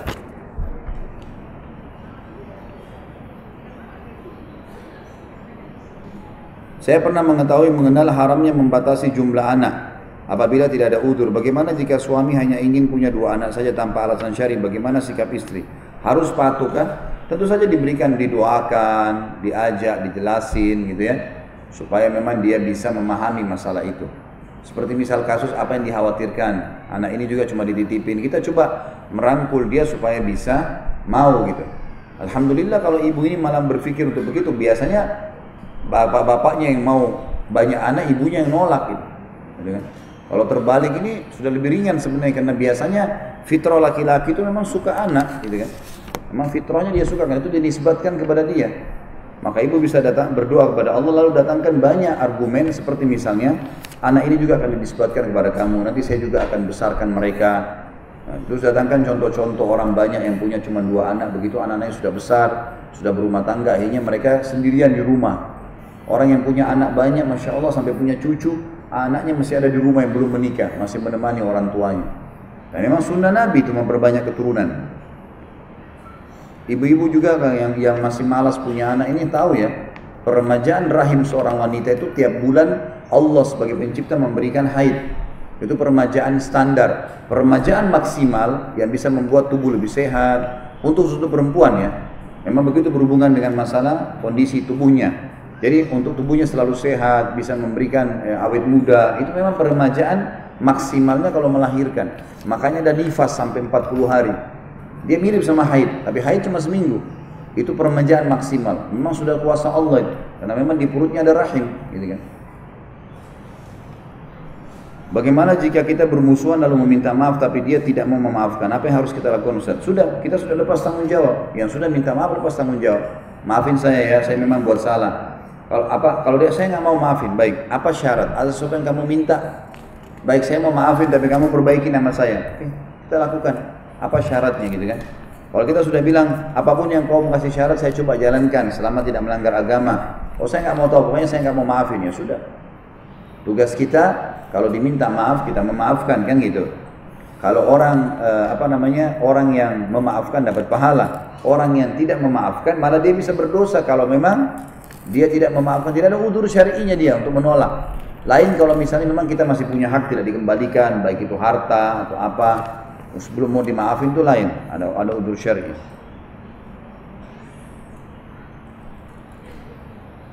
Apa hukumnya bunga dari simpanan uang di koperasi? Saya tidak tahu sistem koperasinya apa nih.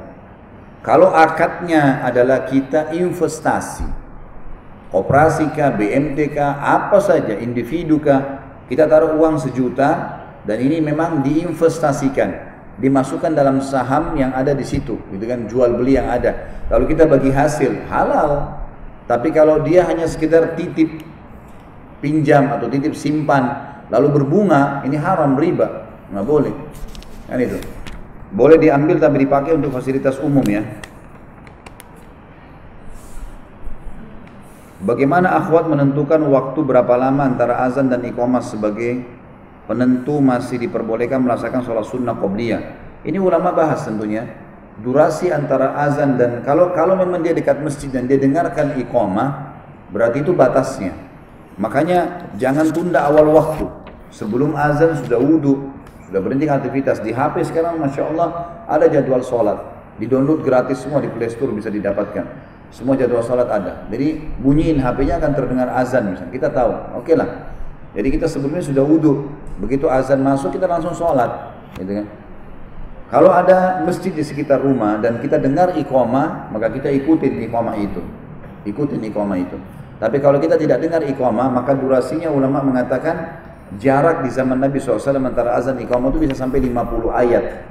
Kalau kita sampai mungkin 20 menit, setengah jam. Makanya biasanya Masjid Haram Mekah itu dan Masjid Nabawi Madinah biasa sampai begitu ya. Durasi kurang lebih 50 ayat, 20 sampai 25 menit atau setengah jam. Apa hanya agama Islam yang paling benar di antara agama lainnya? Boleh dijelaskan dan minta perbandingannya Ustaz. Kebetulan ini pertanyaan anak saya yang di kelas 3 SD dan kebetulan juga sedang berada di sini. Tentu saja, agama Islam itu bukan agama baru. Agama Islam bukan agama baru. Agama Islam satu-satunya agama yang Allah turunkan dari langit namanya Islam. Dari zaman Nabi Adam sampai Nabi Muhammad SAW sama namanya agama Islam. Agama Islam ini yang dibawa oleh para nabi-nabi isinya adalah beriman kepada Allah dan beriman kepada semua yang Allah suruh imani termasuk nabi-nabi dan rasul.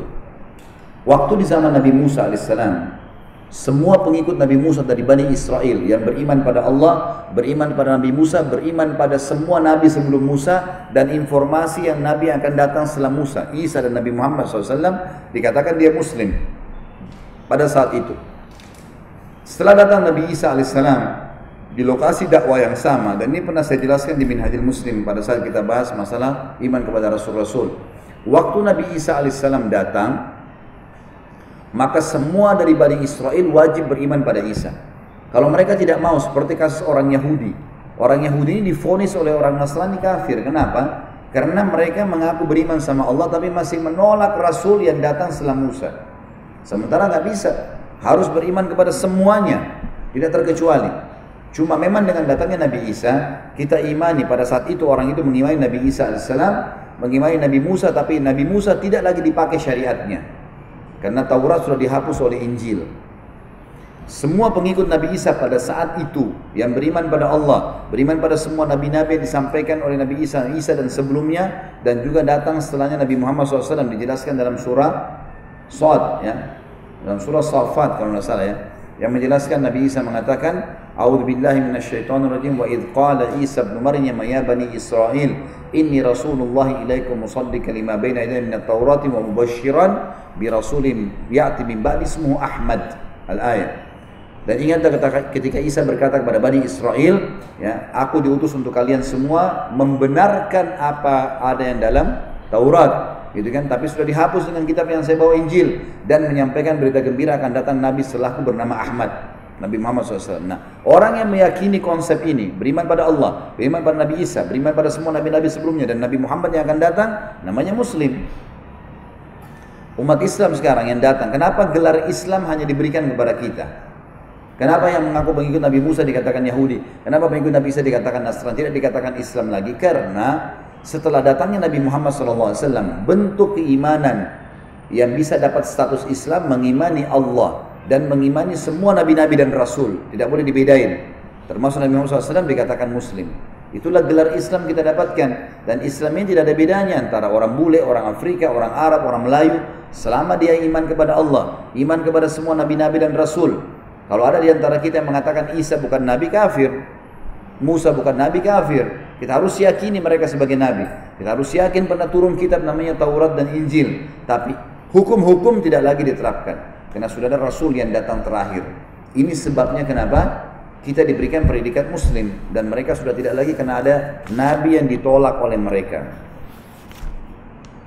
Ini bisa dibaca tentunya, ibu nanti bisa bacain anaknya sama-sama buka Quran di rumah. Al-Imran ayat 19, Al-Imran ayat 85. Ini semua menjelaskan tentang kebenaran Islam. Dan juga ada Al-Ma'idah ayat 3 menjelaskan kesempurnaan agama Islam di tengah-tengah ayatnya. Apakah sama pahala atau tingkatan pahalanya antara sedekah untuk bangun masjid dengan sedekah pembangunan rumah marbot? Kalau dia bagian daripada masjid, mudah-mudahan saja ya, bagian dari masjid. Artinya bukan terpisah. Maka tentu insya Allah sama. Misal di sini masjid ini kemudian ada ruangan di dalam, memang kayak bangunan ini misalnya di dalam masjid, memang bagian masjid. Gitu kan. Insya Allah mudah-mudahan masih sama gitu. Tapi kalau di luar terpisah, maka itu berarti pahala membangun rumah lain dengan pahala membangun masjid. Apa benar seluruh umat manusia ini nantinya merasakan dahsyatnya kiamat meskipun sudah meninggal, kita akan dibangkitkan untuk melihatnya? Tidak benar. Nggak benar.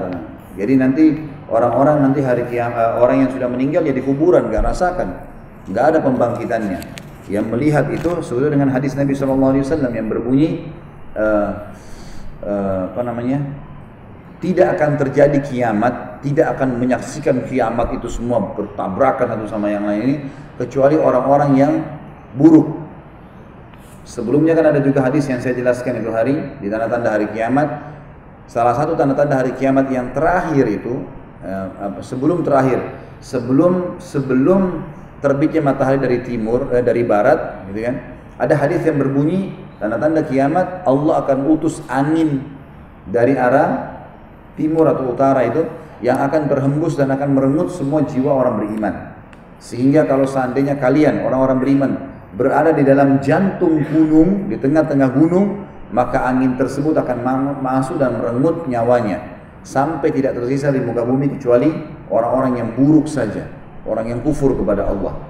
Maka pada mereka lah terjadi kiamat. Apa itu kantara? Apa benar kantara berada di ujung sirat dan dekat surga? Sudah pernah kita jelaskan ini. Kantara itu berada memang di depan surga, gitu kan? Antara surga dan neraka. Sebuah tempat luas, lapangan di mana orang surga akan berkumpul menunggu satu sama yang lain. Setelah semua penghuni surga selesai hisabnya, sudah lewat sirat, sudah berkumpul di kantara, lalu Allah SWT membersihkan sisa-sisa masalah di antara mereka. Seperti misal, si A sama si B punya masalah. Misal si A pernah menggibah si B, sama-sama muslim, meninggal tidak sempat minta maaf. Di timbangan amal, si B datang menuntut si A di hadapan Allah. Ya Allah, ini orang pernah gibah saya. Baik, nilai gibah misalnya 100 pahala. Ditariklah 100 pahalanya si A dikasih kepada si B, gitu kan? Sekarang setelah selesai diambil pahalanya oleh si B, ternyata pahala si A yang tersisa masih loloskan dia masuk surga. Kan si B sama si A tadi punya masalah di timbangan ya. Tapi sekarang si B lolos masuk surga karena dapat pahala dari si A tambahan. Si A juga masuk surga karena setelah dikurangi pahalanya yang diambil oleh si B, tetap masih cukup. Dua-duanya ketemu di kantor. Nah ini orang-orang begini Allah bersihin. Suami istri yang pernah bertengkar di dunia, kemudian mereka sudah ditimbang amalnya, sudah saling menuntut, sudah selesai, ternyata masih sama-sama lolos.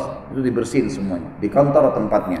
Setelah itu baru datang Nabi Muhammad SAW mengetuk pintu surga dan akan masuk bersama dengan umatnya.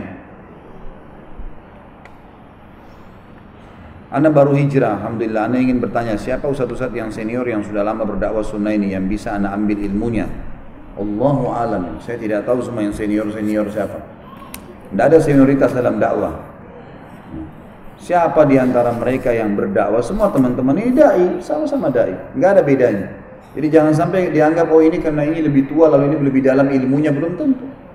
Siapa di antara mereka menyampaikan ilmu yang benar, terima, gitu kan? Terima, insya Allah cukup. Dan ciri pengajian yang benar adalah pengajian sunnah ini kalau mereka mengatakan kalau Allah, kalau Rasul. Dari tadi kita begitu ya. Dari tadi kita, ini firman Allah dalam surah ini sabda Nabi SAW riwayat ini. Jelasin, tidak ada perkataan orang di situ. Ini semua pengajian-pengajian yang kembali kepada wahyu. Ikutin insya Allah pengajian begitu akan aman.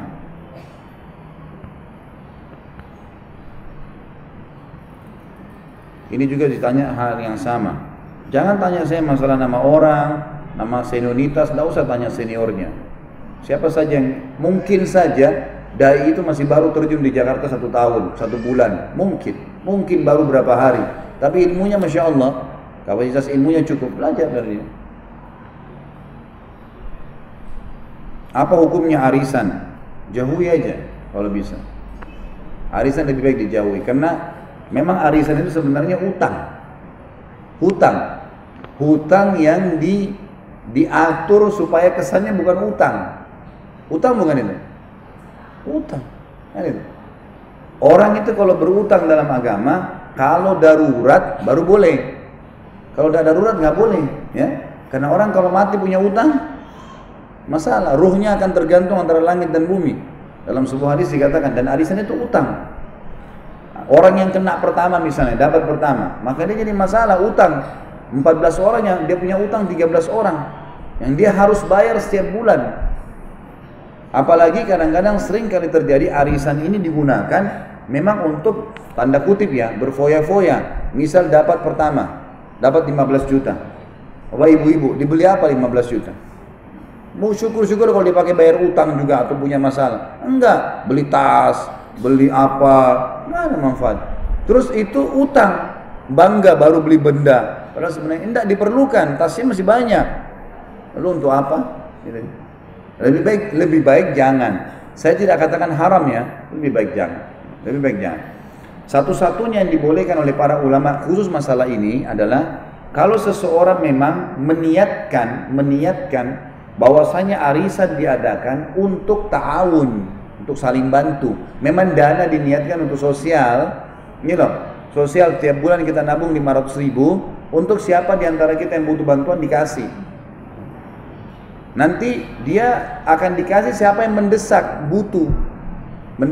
Misal, oh si fulan ini betul-betul susah, dia bantu kena anaknya sakit, kena si fulan, apalah, kasih, nggak masalah, gitu kan? Nanti kalaupun dia tidak mampu membayarnya, maka itu dimaafin misalnya. Memang dianggap itu kegiatan sosial. Jangan dijadikan sebagai ajang keuntungan, karena nggak ada keuntungan di arisan. Keuntungannya apa? Utang kok itu. Bagaimana hukum undian? Dilihat undiannya untuk apa dulu. Kalau misal pertandingan ilmu, pengetahuan, lalu kemudian siapa yang paling bagus nilainya dapat hadiah, itu kan juga sama, undian tapi positif, artinya siapa yang lebih berprestasi akan dikasih gitu, seperti itulah. Masya Allah, nambah lagi. Saya sudah bilang jangan banyak nanya, ambil ilmunya, ulangi coba. Bawa ke rumah, amalkan, mati masuk surga. Nggak usah banyak tanya, rewel.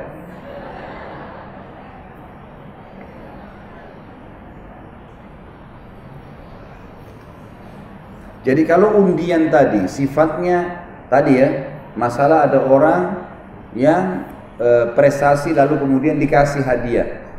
Di situ mereka mengejar prestasi seperti pertandingan anak-anak ya, kecerdasan, tilawah Al-Quran, musabaqah Al-Quran, gitu kan, musabaqah hadis, dikasih hadiah itu nggak ada masalah. Tapi kalau undian ini adalah seperti misal sering di mall-mall tuh, dikasih atau di bank atau di apa, dikasih mobil, dikasih macam-macam ya. Nah ini dilihat, kalau seandainya kata ulama, misal ada mobil ditaruh di sebuah mall, memang kita lagi perlu belanja situ, memang ada perlu, memang kita lagi ada hajat, kita harus beli di situ, beli di situlah, kemudian kita ada kertas undian lalu diikutkan, bukan karena targetnya mau kejar undiannya ya, memang kita kebetulan belanja, kemudian kita ada undian dapat 100.000, dapat 1 lembar kupon lalu kita ngisi, gitu ya. Dan ini sifatnya bukan targetnya undian, sekali lagi. Targetnya memang karena kebetulan kita belanja, dikasih isi kupon, isi saja, nggak masalah. Tapi kalau orang beli sampai numpuk-numpuk barang di rumahnya karena ingin ngumpulin kuponnya, ini nggak boleh, ini haram hukumnya. Karena sudah ada gharar di sini, sudah ada ghararnya ya. Bagaimana hukumnya akhwat yang datang ke kajian dengan menggunakan Gojek, taksi dan lain-lain tanpa dengan mahramnya gitu. Ini sebenarnya ada hadis yang yang disebutkan, ini riwayat Imam Bukhari. Kalau Nabi SAW pernah membonceng Asma binti Abi Bakar, iparnya, gitu kan. Ini bukan mahram, tapi waktu itu memang keadaannya Asma radhiyallahu anha itu lagi bawa barang berat. Asma ini terkenal sangat bakti radhiyallahu anha dengan suaminya Zubair ibn Awam. Jadi dia bilang, dia ceritain, saya sangat bakti dengan suami saya, sampai saya mencuci bajunya, menyiapkan kebutuhannya, membersihkan rumahnya, mengurus anak-anaknya, sampai menggantikan sepatu kudanya. Dan saya juga sering mengambil air dari jarak tempat yang jauh. Jadi Asma kan sering ke sumur bawa air radhiyallahu anha, saking ingin bakti sama suaminya supaya dapat ridha Allah gitu. Maka dia termasuk yang dimasukkan oleh para ulama kriteria istri yang memang maksimal mengejar surga dari suaminya. Ringkas cerita, dia pernah memikul barang-barang berat. Nabi SAW lewat dengan beberapa sahabat. Lalu Nabi SAW suruh Asma naik ke unta beliau. Jalanlah ke rumahnya. Zubair ini orang yang sangat pencemburuan gitu. Tapi karena Nabi yang suruh, jadi Asma naik akhirnya. Begitu sampai rumah Nabi, rumah Zubair, Zubair lagi ada di depan. Nabi SAW suruh turun Asma. Begitu turun, Asma ketakutan sama suaminya. Kata Asma, Rasulullah yang suruh saya naik tadi, gitu kan. Lalu kata Zubair sambil senyum, apakah saya cemburu dengan Nabi SAW? Mustahil itu. Nabi mau buat apa gitu, nggak mungkin. Gitu kan. Di sini ada sebagian ulama mengatakan, pada saat sebuah transportasi sudah tidak ada lagi kecuali itu, tidak ada lagi kecuali itu. Artinya memang yang lainnya malah lebih besar mudaratnya. Misal, kalau ada akhwat kita naik bus malah lebih berbahaya. Mungkin lebih dempet-dempet, lebih ada pelanggaran, tersentuh badan dan seterusnya, gitu kan?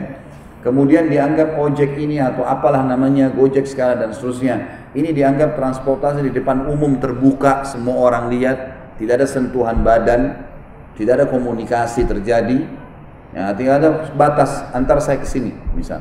Tidak ada komunikasi, berapa umurmu, tinggal di mana, segala ini nggak ada. Komunikasi syaitan, ini insya Allah nggak masalah. Karena waktu kasus yang lain kata ulama yang berpendapat ini ya, yang pendapat ini mengatakan sama kasus pada saat Aisyah radhiyallahu anha tertinggal di perang Bani Mustaliq, lalu diselamatkan oleh Safwan.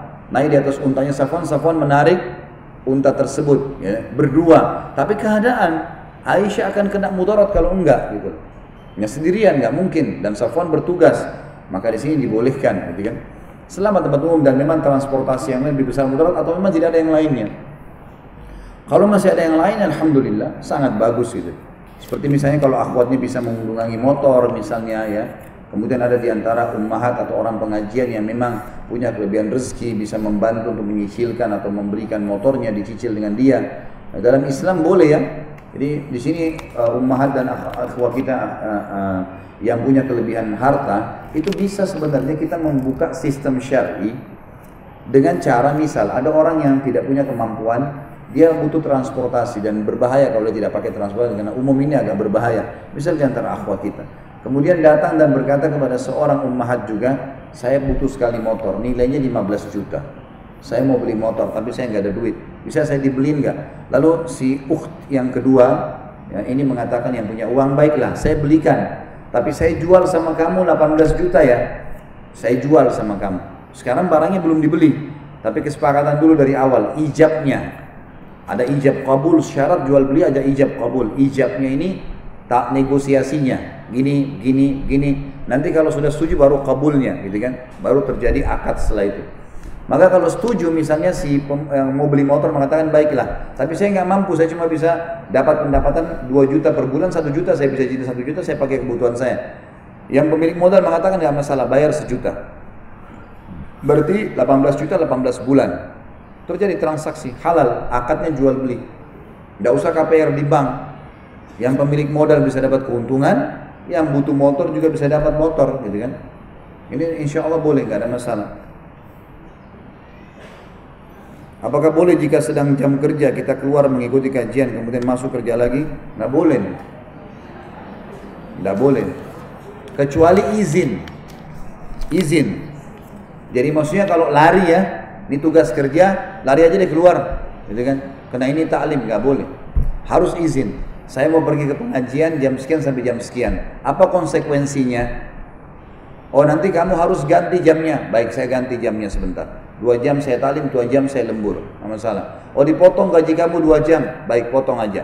Tapi transparan, saya mau ke pengajian di sini alamatnya, buatin surat kalau perlu. Permohonan saya setiap hari ini misalnya Selasa hadir pengajian dari jam sekian jam sekian, saya harus tinggalin tugas gitu di kantor. Kalau saya diizinkan maka saya akan ikut. Apa konsekuensinya? Ikuti saja. Misal dipotong gaji 2 jam, misal disuruh ganti lembur, oke, jalanin.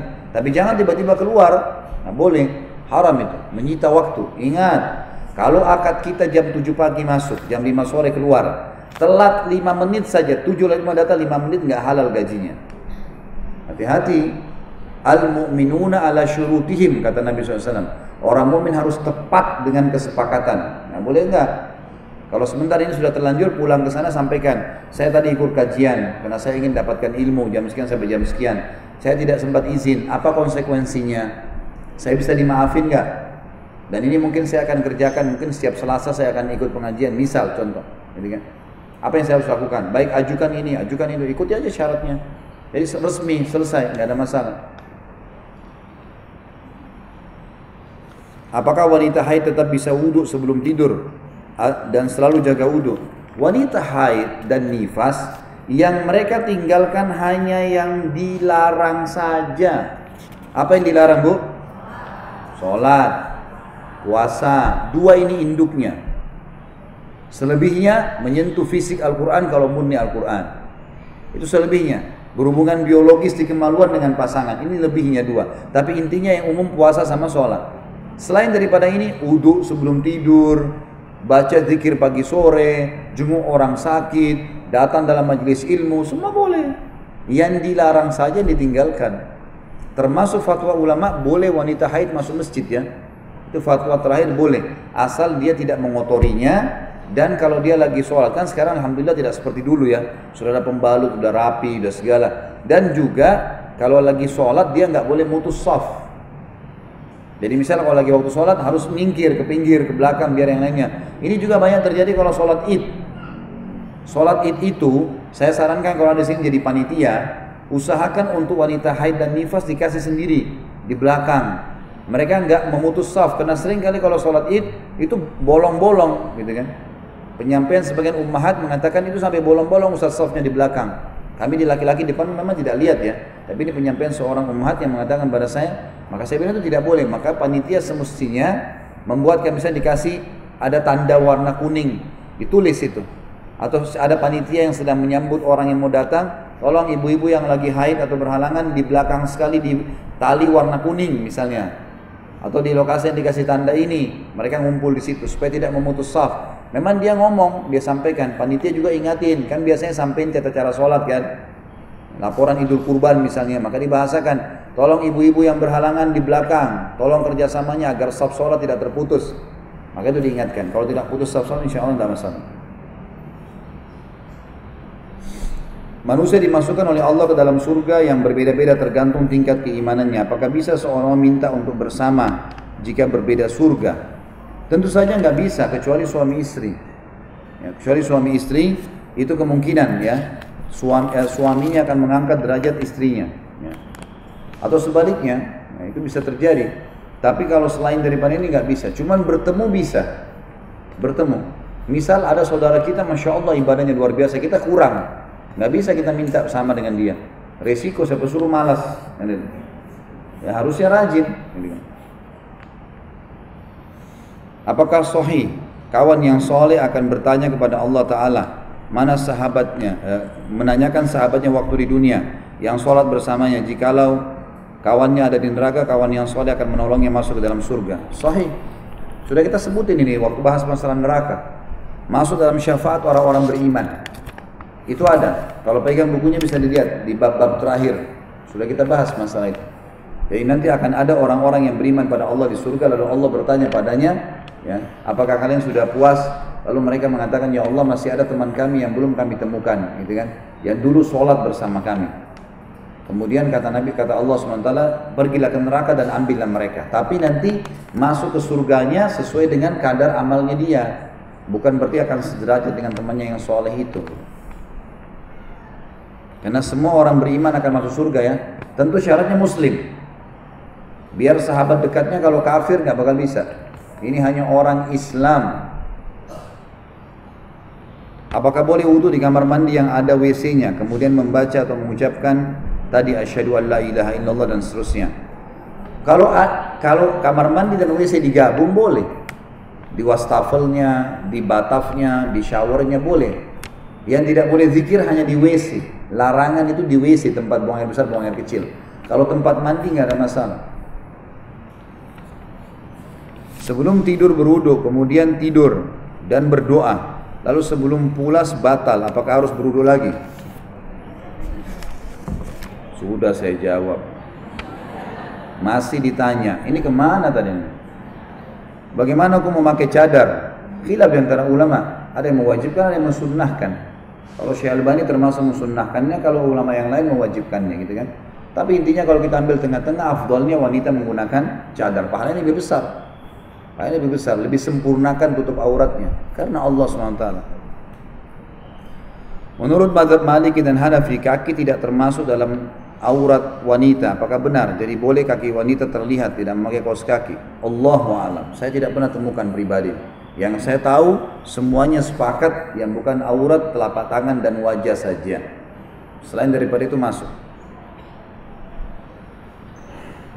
Apakah anak bisa membawa orang tuanya ke surga? Bisa. Apalagi kalau anaknya meninggal sebelum balik. Itu menjadi sebuah karunia yang luar biasa. Karena Nabi SAW pernah keluar dari masjid meramas baju seorang sahabat dengan sangat keras sampai sahabat itu kaget. Lalu kemudian Nabi SAW mengatakan, sungguh ya demi zat yang ubun-ubunku dalam genggamannya, seseorang di antara kalian akan dipegang badannya oleh anaknya yang mati sebelum balik seperti saya memegang bajumu sekarang, sampai mereka bersama-sama dimasukkan ke dalam surga. Tapi kalau sudah balik, tergantung amal solehnya, maka hukumnya adalah hukum umumnya kaum muslimin yang bisa memberikan syafaat kepada orang lain. Jika anak kita Masya Allah sangat soleh, apakah anak kita bisa membawa kita ke dalam surga? Sudah saya jelasin tadi. Bila seorang wanita pernah menikah 2 atau 3 kali karena suaminya wafat, bukankah wanita tersebut akan berkumpul dengan suami yang paling soleh di akhirat? Jika suami terakhir tidak soleh bagaimana? Setahu saya ya sama suami yang terakhir, karena dia khidmahnya sama suami yang terakhir. Makanya jangan cari suami yang kurang soleh. Kalau mau nikah lagi cari yang lebih soleh. Sulit Ustaz, nggak sulit, berdoa sama Allah, dikasih insya Allah.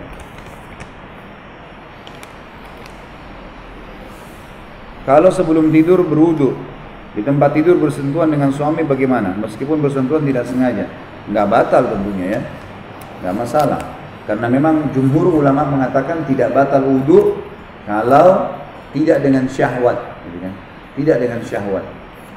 Itu pendapat diambil daripada hadis Bukhari, bahwasanya Aisyah berkata pernah Nabi SAW mengecupku, menciumku, kemudian pergi ke masjid menjadi imam sementara beliau tidak wudu lagi. Tidak wudu lagi, artinya selama itu adalah kasih sayang, sentuhan, rangkulan, suami istri memang harus bersentuhan dan tidak dengan syahwat, maka tidak batal. Kalau sampai terjadi hubungan biologis, misal, maka tentu saja wudu yang pertama sudah dianggap batal ya. Dan sunnahnya, kalau orang selesai berhubungan biologis, kalau mau tidur wudu juga, ada fadilah yang lain tuh. Sebelum tidur wudu, gitu kan?